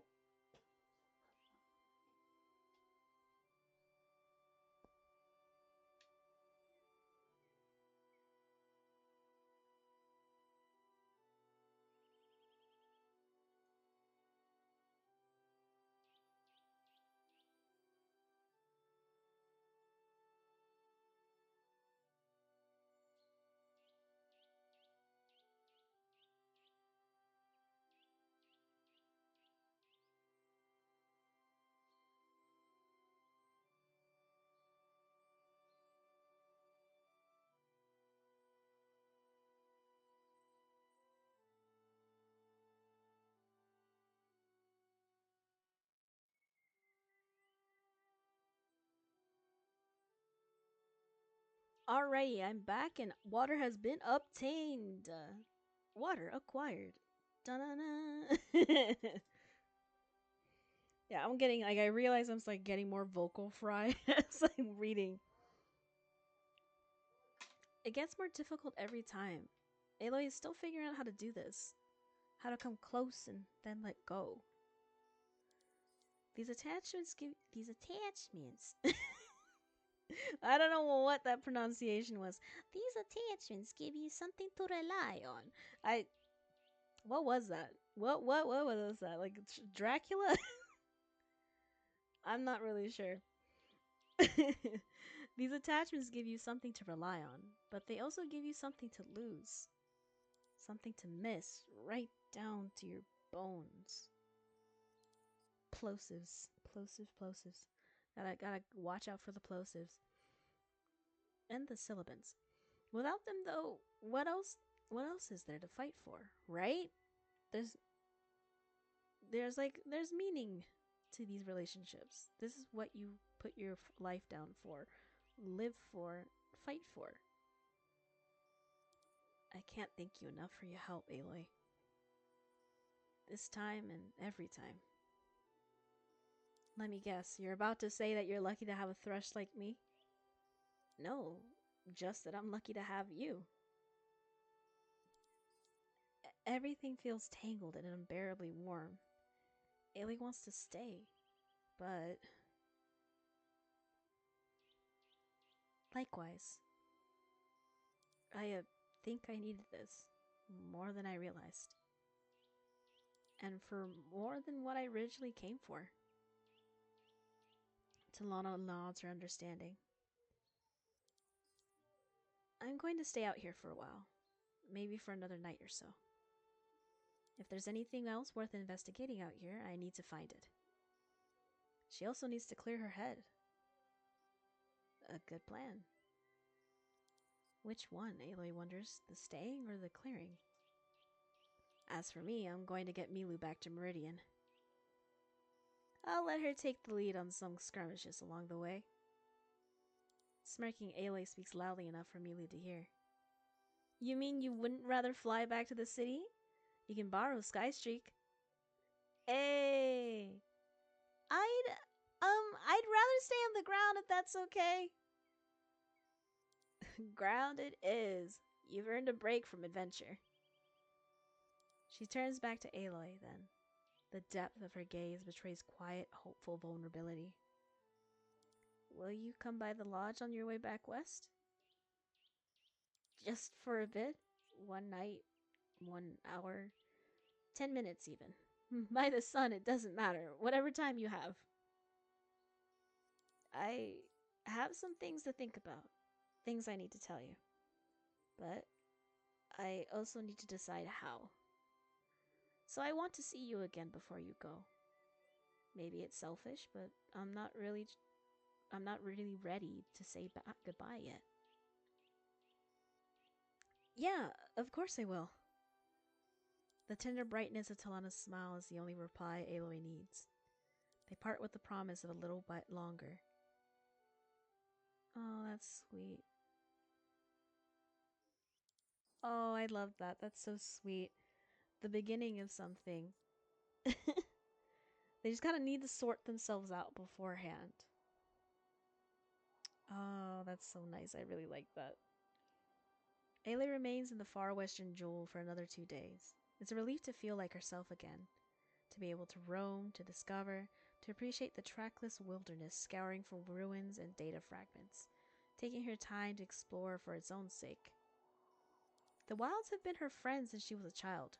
Her first, for a long, long time, her only. Reconnecting is nice. But anymore, she finds that her once bottomless need for seclusion eventually runs full. Solitude doesn't provide the same solace that it used to. Aloy is learning. That's a good thing. It's time to go. Late afternoon on the 3rd day finds her mounting Skystreak and taking to the sky. She pings Gaia and Beta to let them know she's heading back. But first, she has a stop to make. A promise to uphold. Instead of setting off towards the base, she flies in the opposite direction, where Meridian waits. Where Talanah waits. For her. It's impossible to deny how she's lingered in Aloy's thoughts since they parted. Sweetly, with welcome. Aloy still isn't sure how she feels about luck or fate or chance, but there's something to be said about the way circumstances brought them together over and over. The way they always find each other. Oh. And it feels like this encounter was meant to happen right when it did. When it needed to. When it would mean something. Maybe before now they wouldn't have been able to be with one another the way they were. To open up in new ways, to both share and accept without constraint, to know and be known. This time, though, seems like they were finally ready for what now feels inevitable. Ready to reach. Ready to make a leap. Tonight, when she sees Talanah, it'll be on purpose. A deliberate choice. To be there and be with. As the sun begins to sink at her back, that idea spurs her onward. So does the implication of Talanah's private departing hint. Aloy has been in this position before, bound for a closing conversation with her stomach twisting into knot after knot, and her pulse racking with shivers and thuds. Only this time, it's not shapeless, strange uncertainty. It's nervous but hopeful anticipation. Because there's something Aloy needs to tell Talanah too. Her walls have been built high with what she considered due reason. Let anyone too close and they'd be distraction from her mission. Let anyone get too close and she'd lose them. But her friends changed that. Showed her that there is goodness in care and connection and reliance. Then, far away, safe in the burning shores, another shift, standing beside another at the end of a crisis, gloriously alive in the settling dust. Open her eyes wide to a new scope of possibility. Her mission is not the end. The world holds more for her than just surviving. Surviving is not without reason. There is happiness, there is risk, there is love, and there is want. And that want is not Selfish. It is a very good sprite. It's so tiny. Look at those details. Look at this little belly. And then the little speck of like Aloy's hair on the back of it. And when her time with Seika opened the door to that neglected part of her heart, well, turns out someone was already there. All it took was a small bloom of recognition. Aww, referencing back to the flower. Knowing it is nothing to be afraid of. Allowing it is nothing to be afraid of. Feeling it is to be nothing. Alright, we're going through her affirmations. I'm sorry. Feeling it is nothing to be afraid of. Aloy is ready to let it enfold her. Twilight filters into dusk as Aloy perches Sunstreak in the village outskirts and makes her way to the city on foot. She secures a brief impromptu meeting with Avad and Murad, checking in about Aaron's visit, and to hear about the Talanah parlay. They seem neither offended nor surprised when she breezes through the necessary information and heads back on her way. They're like, she's busy, it's fine, this is normal for her. She does this a lot. They're plenty used to the idea of her having somewhere to be. Places to go.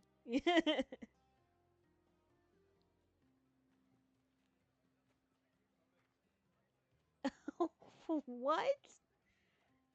Oh, yeah. Oh, no. You're right. Because, like, being up in the air like that. Yeesh. Again, you just gotta suspend your disbelief.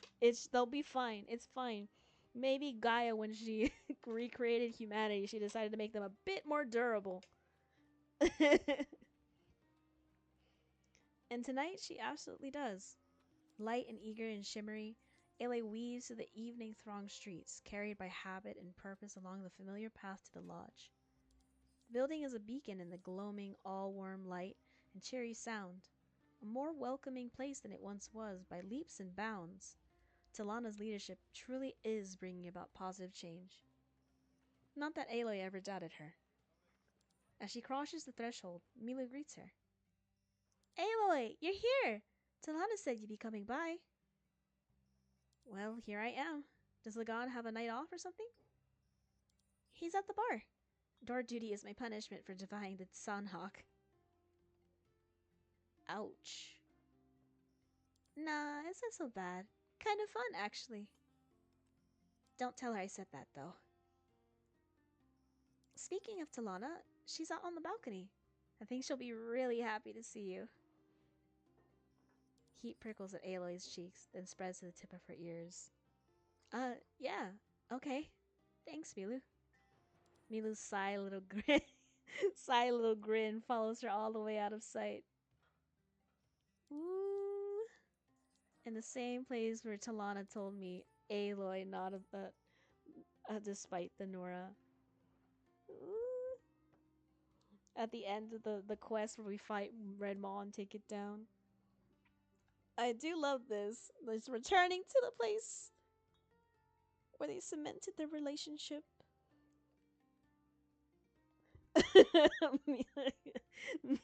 I know what you are. Say it. Going right back to the Twilight memes. I know what you both are. You're sapphic. Aloy finds Talanah alone on the balcony, dressed out of her armor, standing in her usual place by the fallen Hawk's memorial, and looking out over the moonlit sprawl of the jewel. For one fleeting moment, she lets herself admire Talanah's expression, drawn to its contemplative serenity like a mountain stretching for the sky. Ooh, that's nice. I like that imagery. Then Talanah turns, smiles, stunning, radiant with starshine and candle glow. Aloy. Aloy. No. She's in like deeper voice, and I don't know why I kind of made it way deeper than it should have. The way she says her name makes Aloy throb from her chest to her knuckle bones. And how many bones do you have? I saw you flying in. Can't sneak up on me anymore. Chuckling past the catch in her throat, Aloy approaches to stand beside her, shoulder to shoulder. That's alright. I think I'm done hiding. Thank you for coming by. I know how full your hands are. Well, this is where I want to be. The assertion eases into lingering quiet. They share fond smiles as they look at one another, but for a moment, neither speaks. Aloy clears her throat to break the silence. So, you, said you had something you wanted to tell me? While Talanah's smile doesn't fade, it does change into something much shyer, more nervous. Her eyes flicker down to the balustrade. Balustrade? Balustrade. Where her idle fingers fiddle. I do. Where to start? The beginning, I suppose. More water. Oh god, I'm choking. I'm fine. Yeah, I went down the wrong pipe for a second there. One moment.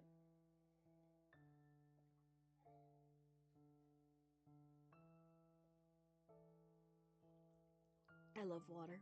Water's so good. It tastes great. The beginning, I suppose. I've been thinking about the first time you walked into this place. At the time, I had no idea how much that day would mean, how important you would become to me.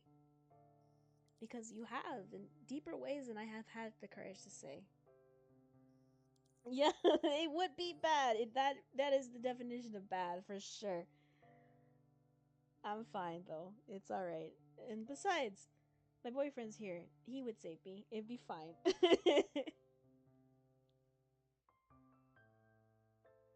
He stared off into the distance. I don't know. In the pause that follows, her demeanor becomes more solemn, eyes darkening, mouth falling into a pensive frown. She draws in a shaky breath and continues. People leave me, and I don't handle it as well as I should. Everyone I've cared for like this, as strongly as I cared for you, I've lost them. When you took Alf after the battle at the Spire, even though I put on a brave face about it, for weeks, I was a mess. Of course I don't blame you for leaving. I've said that before and I still mean it now. But I thought about you all the time, constantly. Wanted you to return, wanted to go searching for you myself. By the sun, I couldn't stop. It frightened me how profound those feelings were becoming, because I was worried I'd already lost you too. More than that, I was afraid of what the intensity of those feelings meant about me, about parts of myself that I've been smothering for a long time. That fear led me to seek out distractions, leisure hunts, diplomatic roles, contracts. I've tried it all. And, well, I don't have to belabor what I eventually found. She sighs, heavy and regretful. I was confused. I was frustrated. I was desperate to reflect. I was a fool. And look how that ended.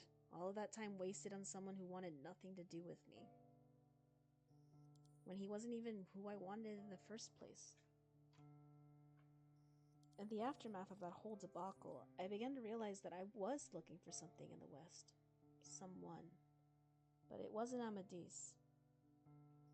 I guess a part of me knew that deep down, but it only became clear on the way back home. I've reflected a lot since returning to Meridian. It hasn't been easy, but it's been necessary. And now, seeing you again, fighting by your side, feeling your strength and your warmth, being welcome into your world and your truth made it clear. There's really nobody quite like you. I know beyond shadow that the world, my world, be a very different place without you in it. Fear is inevitable, but I can't let it get in the way of what I want. I don't want to be afraid of this. Not anymore. You're owed my honesty. She rests her hand atop Aloy's on the balustrade, the touch of fulcrum, and gives her a poignant, vulnerable look. I've kept this from both of us for far too long. and there's nothing I expect in return. No demand or duress, but I need to. A deep breath, a beautiful risk taken. I'm sorry, I hear this and I'm suddenly thinking of one of those like videos where like, and if you see right here, you see these two women, hunters, locked in a mating a mating display. No, that's so bad.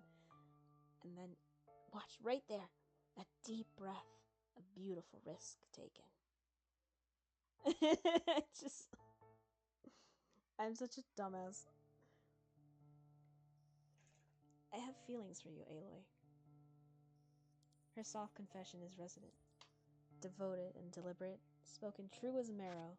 The pieces form a whole, and there's no space left for wondering. Congruence, harmony instead of volume, certainty, finally absolute. Inside, light spills. Aloy has to swallow hard to keep it from pouring out.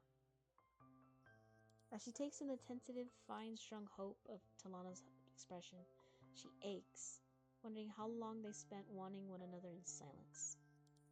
But this past half-second, and everything that might come after, is all that matters. Aloy reaches for the quiet admission caught in the meridian moonlight, rises to meet it, because she wants to. Because they're ready. Talanah. She turns her hand over to hold Talanah's palm against palm. I am burping a lot. I'm sorry. 1 second. I require more liquid to satisfy my parched throat.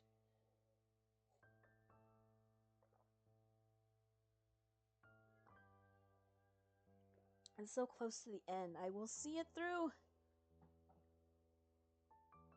She turns her hand over to hold Talanah's palm against palm.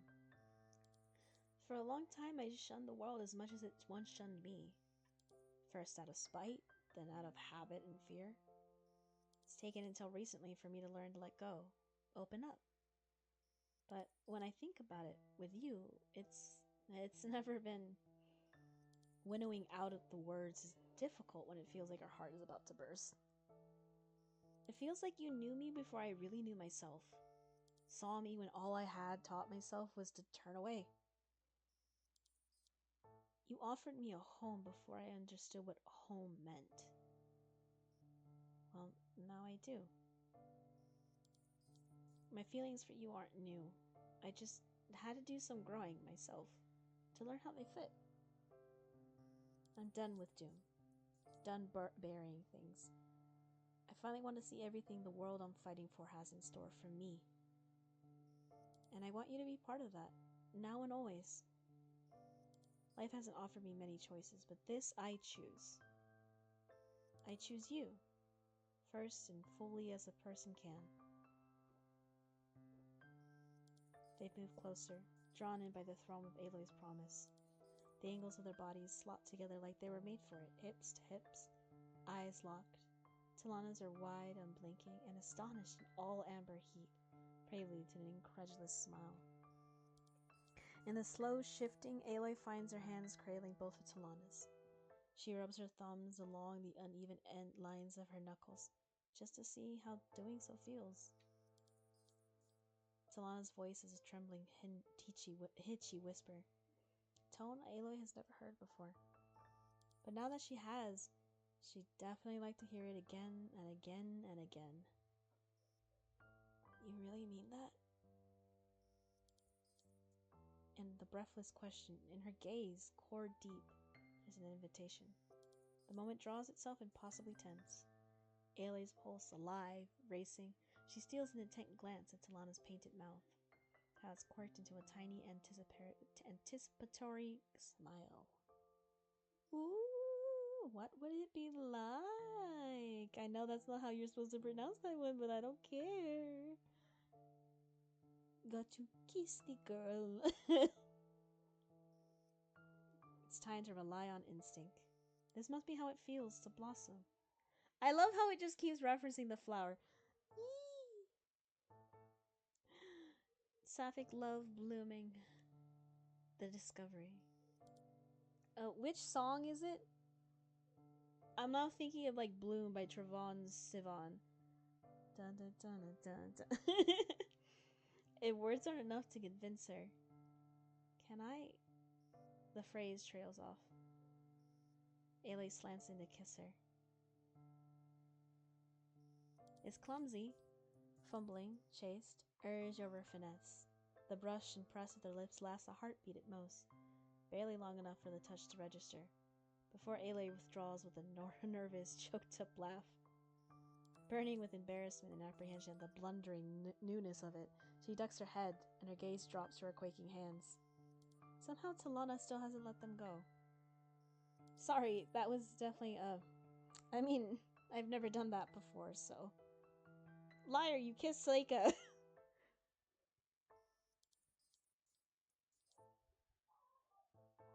Talanah's gentle interruption.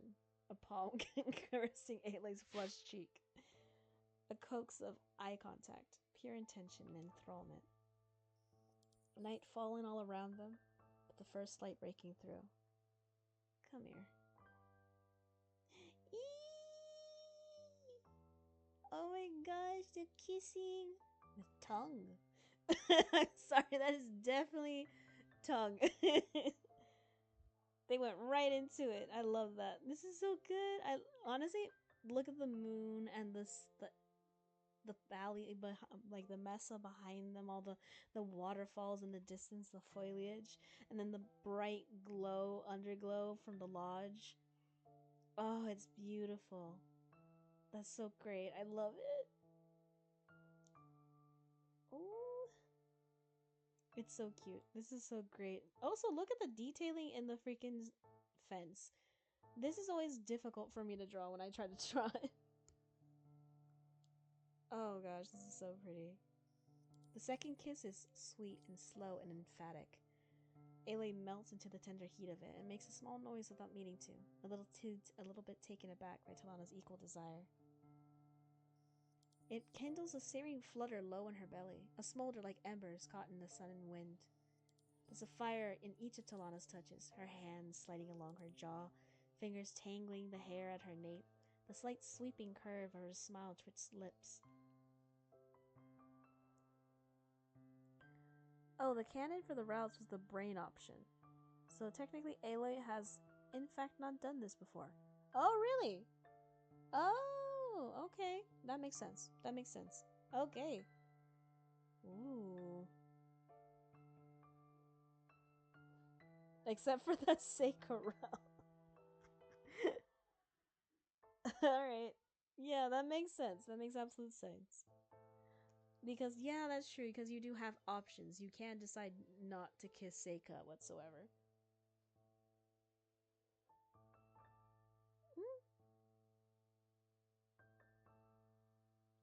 Like, to be honest, I operated on Seika and her being this, like, inevitability kind of thing. And I definitely chose Heart. To the point that I kind of, like, deluded myself into thinking that there was no other option. Because a lot of times the options don't have an impact in the story. It doesn't matter if you choose brain or fight or compassion a lot of the time, because usually it just affects a little bit of the dialogue, but not really much on the story or actions. Alright, that's great. Okay, never mind. I take it back, Aloy. I'm sorry.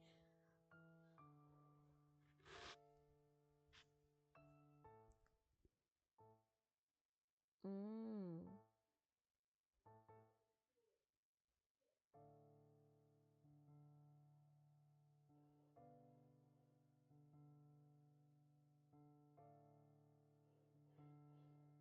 Yeah, I guess. Wait, I don't know if I'm understanding this correctly. Like, all choices, regardless of whether which one you chose, is just canon? Well, I mean, yeah, because you just, whenever you choose one, it doesn't really super affect anything aside from the dialogue, so. Ah. I mean, that's fair. That also explains the Nil thing where you choose to kill him or not, and then he just pops up in the second game. Get up, Nil. You're in the sequel. Really? They did? Huh. I guess that makes things easy.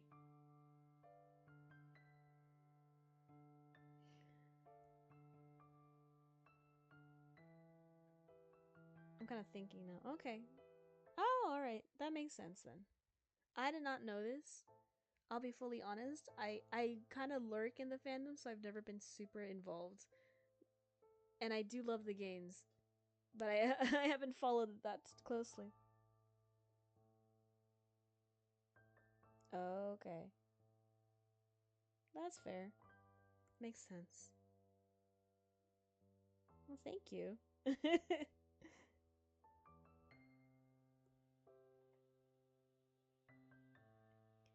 um, there's a fire. I've read this bit. Wait, where am I at? The slight sweeping curve of her swift. Okay, thrill runs along Aloy's backbone in drawn out, hungry waves. And now that she can mirror, follow, now that she can match the way Talanah's mouth moves and parts against her own, all of it deepens. There's only abundance, only want, and swallows everything else.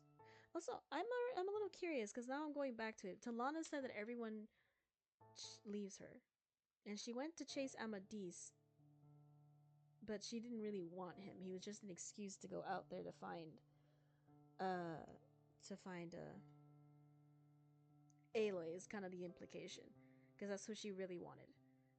But like, is it just me, or is this like some little implication that there's some compulsory heterosexuality in there for Talanah, who just didn't know what to do with like the fact that she felt a way about a woman? The romantic feelings are canon. Oof. All right, that I can get with. I like that. Compet. Compulsory heterosexuality. It's apparently it hasn't died out yet. 3,000 years later, and it's still claiming victims. But she found her way. It's fine. Look at him.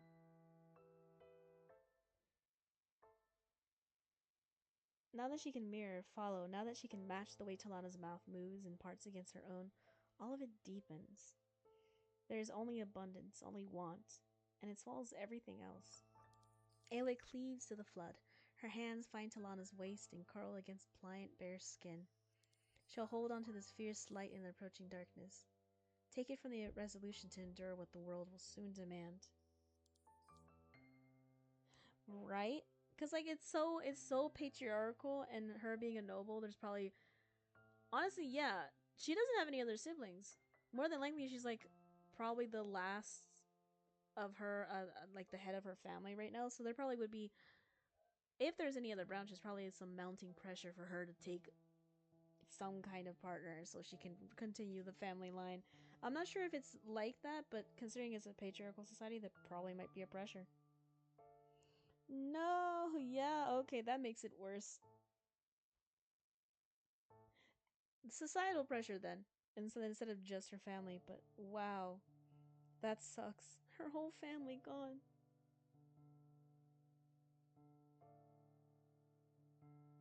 Yeah, that's a good point. Oh, now I'm sad. When everything else is leaning on her, Aloy will lean on this, and they will win. Whatever comes will be far less insurmountable with Talanah standing by her side.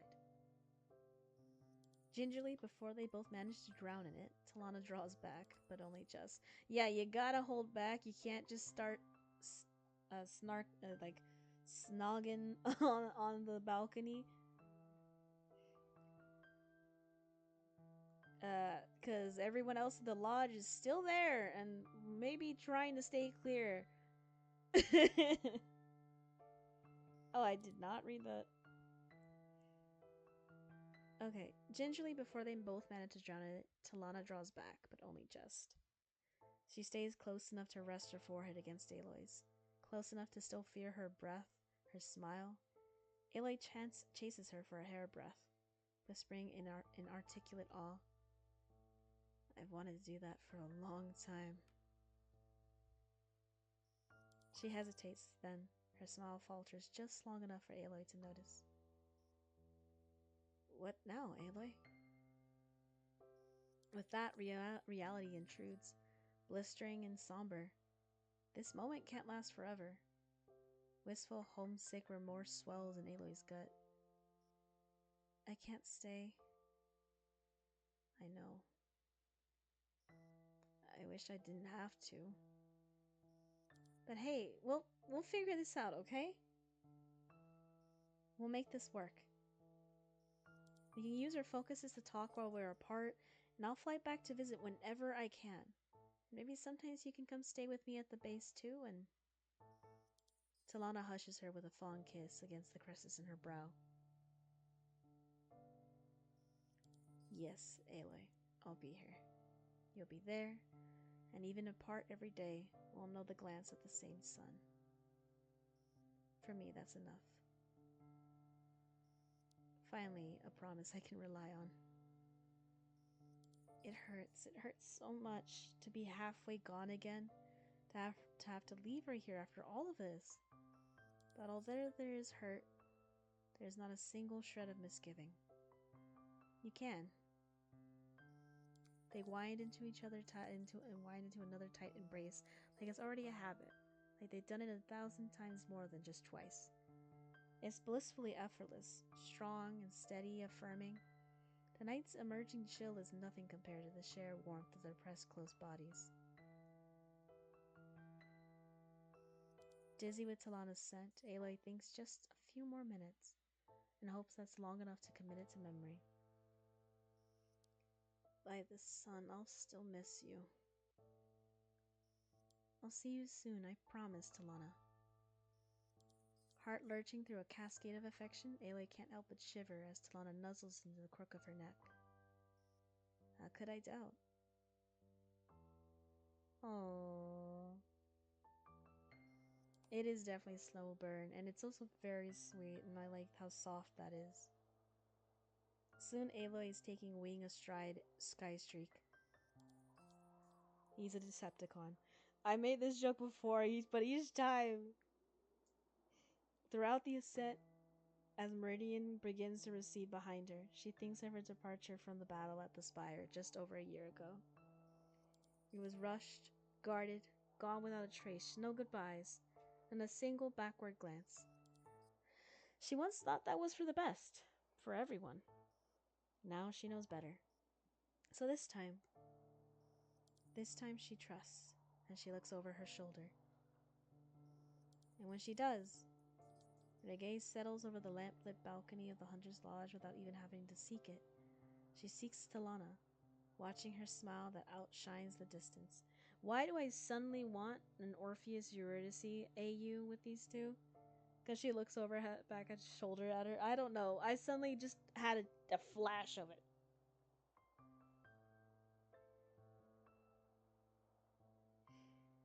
When she does, when her gaze settles over the lamp-lit balcony of the Hunter's Lodge without even having to seek it, she sees Talanah, watching her with a smile that outshines the distance. Palat? What's Palat? Farewells are harder these days, especially this one. As Aloy flies for the base, leaving Talanah behind, her heart lives in her throat, her mind buzzes in the best possible way.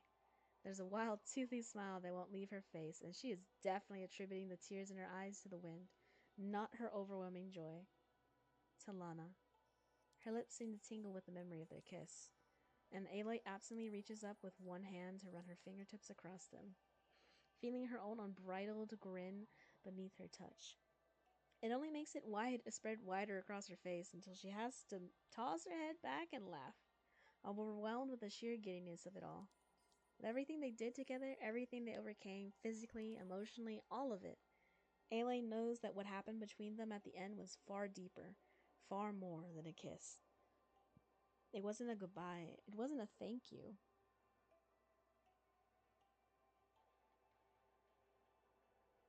Alright, good night. I hope you sleep well.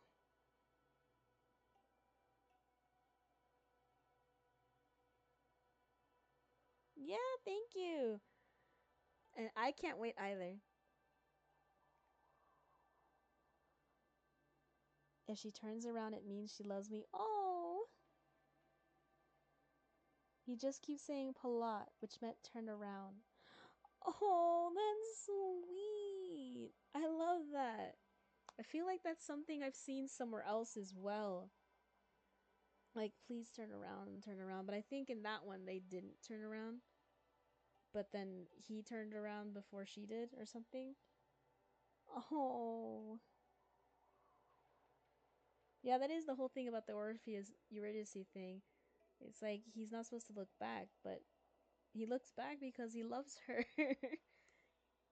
Can't bear the uncertainty that she's not there behind him. Or at least that's the interpretation for some people. I love that. I do love that so much. It was a promise. It was Talanah's way of swearing to Aloy that she was there for her, beyond nemesis, beyond tribal conflicts and politics, beyond favors, beyond herself. There's no question in Aloy's heart, no ambiguity, no wondering of what it meant to Talanah. Oh, Palat is like the good version of that. I can see that. That's so good. That's so great. I love that. The fact that her brain isn't jumping through hoops to find a reason to doubt it further crystallizes in her mind that her heart is right. That will not be their last kiss. She drops from Sunwing and glides down to the base's entrance.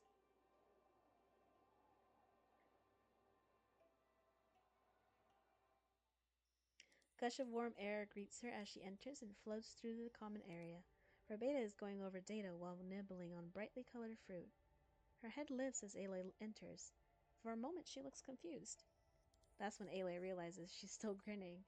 Instead of stifling it, she lets out a laugh and goes over to where Beta is working. Welcome home? Thanks. She picks up a piece of sliced fruit from the plate before Beta and takes a bite, peering at the data over Beta's shoulder. Aloy? Anything exciting happened while I was gone? Well, Silence said he found a company in the northeast, around some big lakes that could have some useful data. You have to fly to get there, though. Sounds like a lead. Beta blinks slowly at Aloy, gears turning behind her eyes. She can practically see her working out the story in her head. Maybe she's teasing her a little too much, but is it wrong to enjoy it? When you left here, you went and saw Talanah. I did. At this, Beta's eyes light up, the pieces coming together. And? Did anything happen? She thinks of Talanah, her face filling Aloy's mind. She thinks of the trust she has in her. She thinks of what they shared and confessed in the intimacy of the two of them and no one else. She thinks of the happiness that washed over her when they kissed, the euphoria that she carried with her all the way to the base. About Chiku, wow. She thinks of the unspoken promise that she will always be there for Aloy, that she has someone in her corner now, for her. Someone who understands her, who wants her, who will fight for her, not simply fight for her. Wait, who will fight for her, not simply fight for her. She thinks of their lips pressed together one last time before she left for home, but not the last time. Did anything happen? Yes. Bow chicka wow wow. I can't tell you the details, Veda. And I can't tell you anything else that happened. The end. I made it. I did it. Had a longer stream than the last time to do it. But honestly, I love this and it was great. It's so sweet. Again, I honestly, I think my favorite thing about this picture, aside from like them kissing, is probably the background and also just the warm lighting from below. It's honestly just gorgeous. Gorgeous. Oh my gosh. I just deeply enjoy every route. Now, we're going through the credits now. Thank you all for joining me. It is cozy, right? It's very, very warm. And I do enjoy that. Just kind of gives that.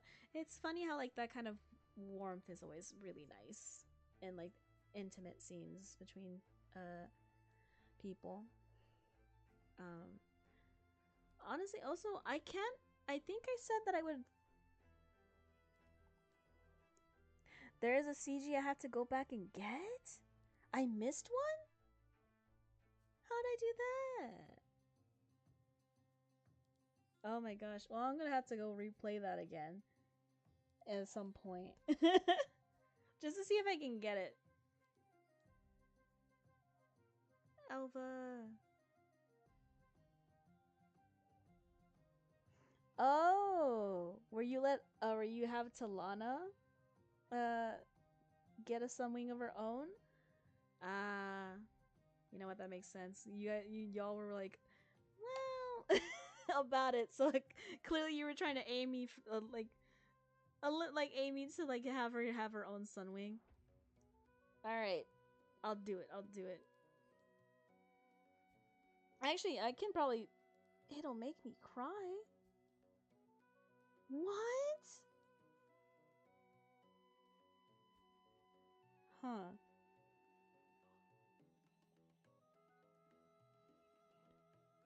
Well, you know,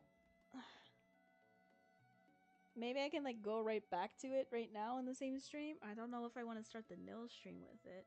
It doesn't matter. I might go back to it. Tears of joy.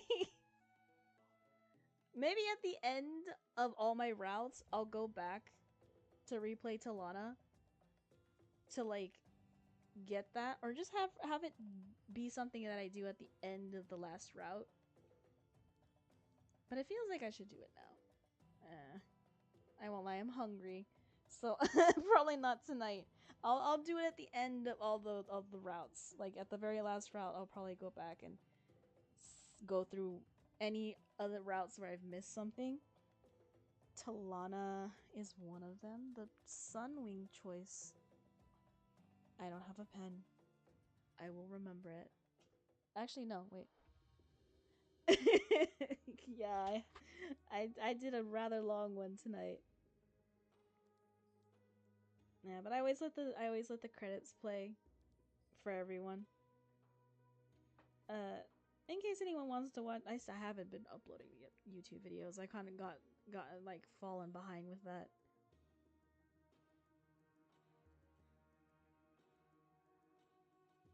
One second.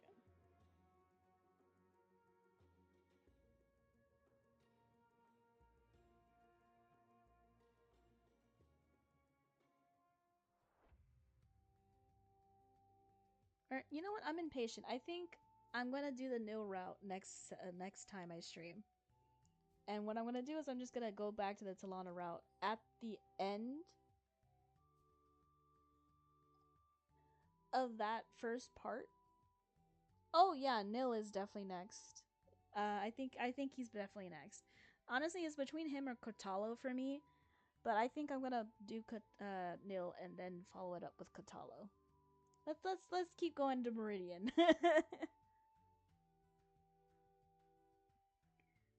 Or do I do an you know what? Do I flip a coin? I do really like Kotalo.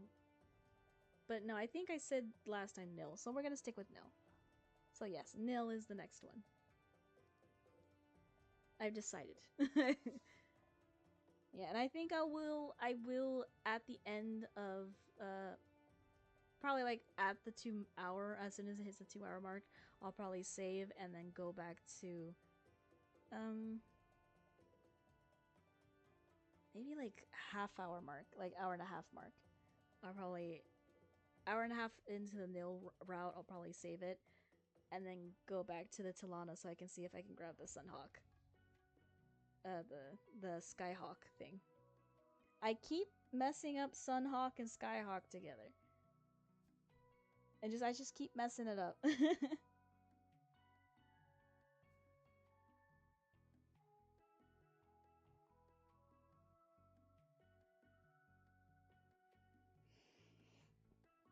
Oh my gosh. Again, all the work that's done here is just phenomenal.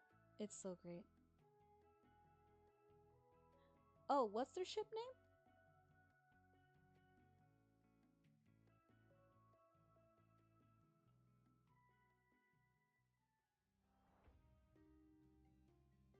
Hey, the Talanah team. Great job, Foibs. Meg, yes, you were talking about all the sprites. Oh, double threat.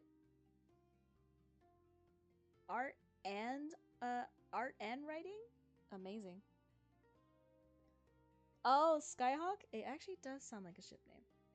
Oh, Kelso! Oh my gosh, shout out to you both. You're awesome. All the Talanah team are great. Thank you so much. This was a really fun route.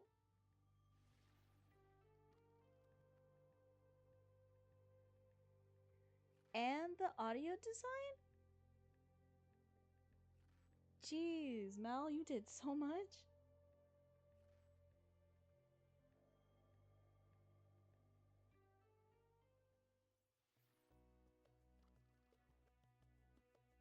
Yeah, honestly, yeah, seeing all the love poured into it and just how well written and beautifully like illustrated, it's just a joy. It's so much fun. I don't think when it comes to like dating sim games, I don't think I've ever like gone through it as thoroughly as this. But then again, like dating sim games, you're not super like into every single character.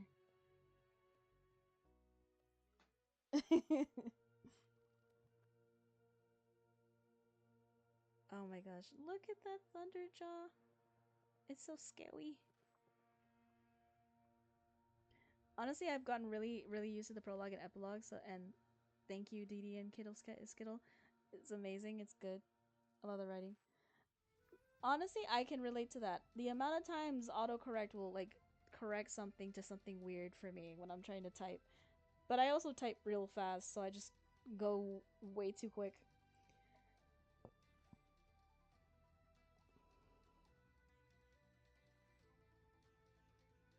Oh wow.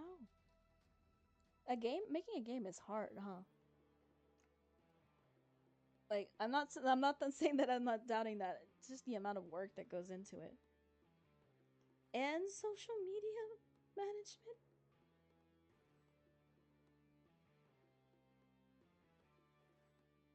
It's so good.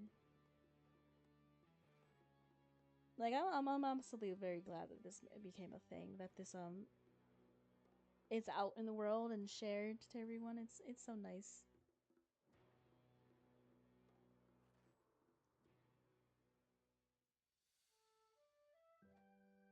Made by fans for fans.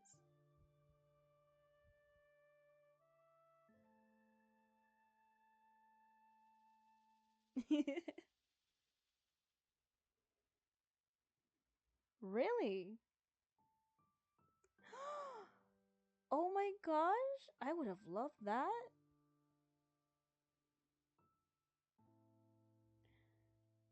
Yay! Thank you for playing. Thank you for all your work and everything you did. Everyone. Also, I love all the signatures. The like different ways. The little owl. That's cute. Yeah. It's already a serious undertaking. There's how many routes are there? There's bunch of routes. Like, how many are there like in total? Because there's Katalo, Nil, Alva, Petra, Talanah, Seika. Like, is that the extent of it? Errands. That's what, seven? 7 routes? It's a bunch. So it's already phenomenal how many. Yeah, here we go. You can have like Alva, Draka, Aaron, Katalo, Nil, Petra. That's 1, 2, 3, 4, 5, 6, 7, 8. 8 routes.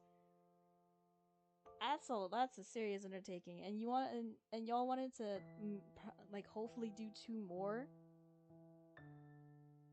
That would have been a lot. I mean, thank you for everything you already did. This is amazing as itself. And while Zoe and Avad would have been wonderful additions, it's understandable why not. But yeah, let me go through the. See, yeah, I did miss one. That's actually fun. I kind of like that. I think a Zoe one would have been sweet.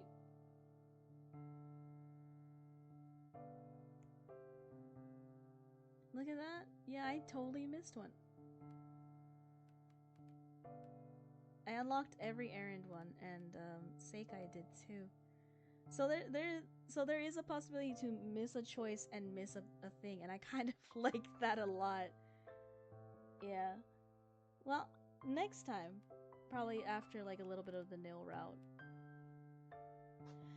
But yeah, that's it for me, folks. End of the stream. Uh, thank you so much for joining me on this journey. It has been so much fun. And I will continue to have so much fun because I have so many other routes to do. And I'm very excited to do them. Yeah, no, thank you. Alrighty, folks. Have a great night. Thank you. Have a great night. And hopefully, I'll see you next time, next Saturday, same bat time, same bat channel, for the beginning of the nil route. Have a nice night, everyone. Goodbye.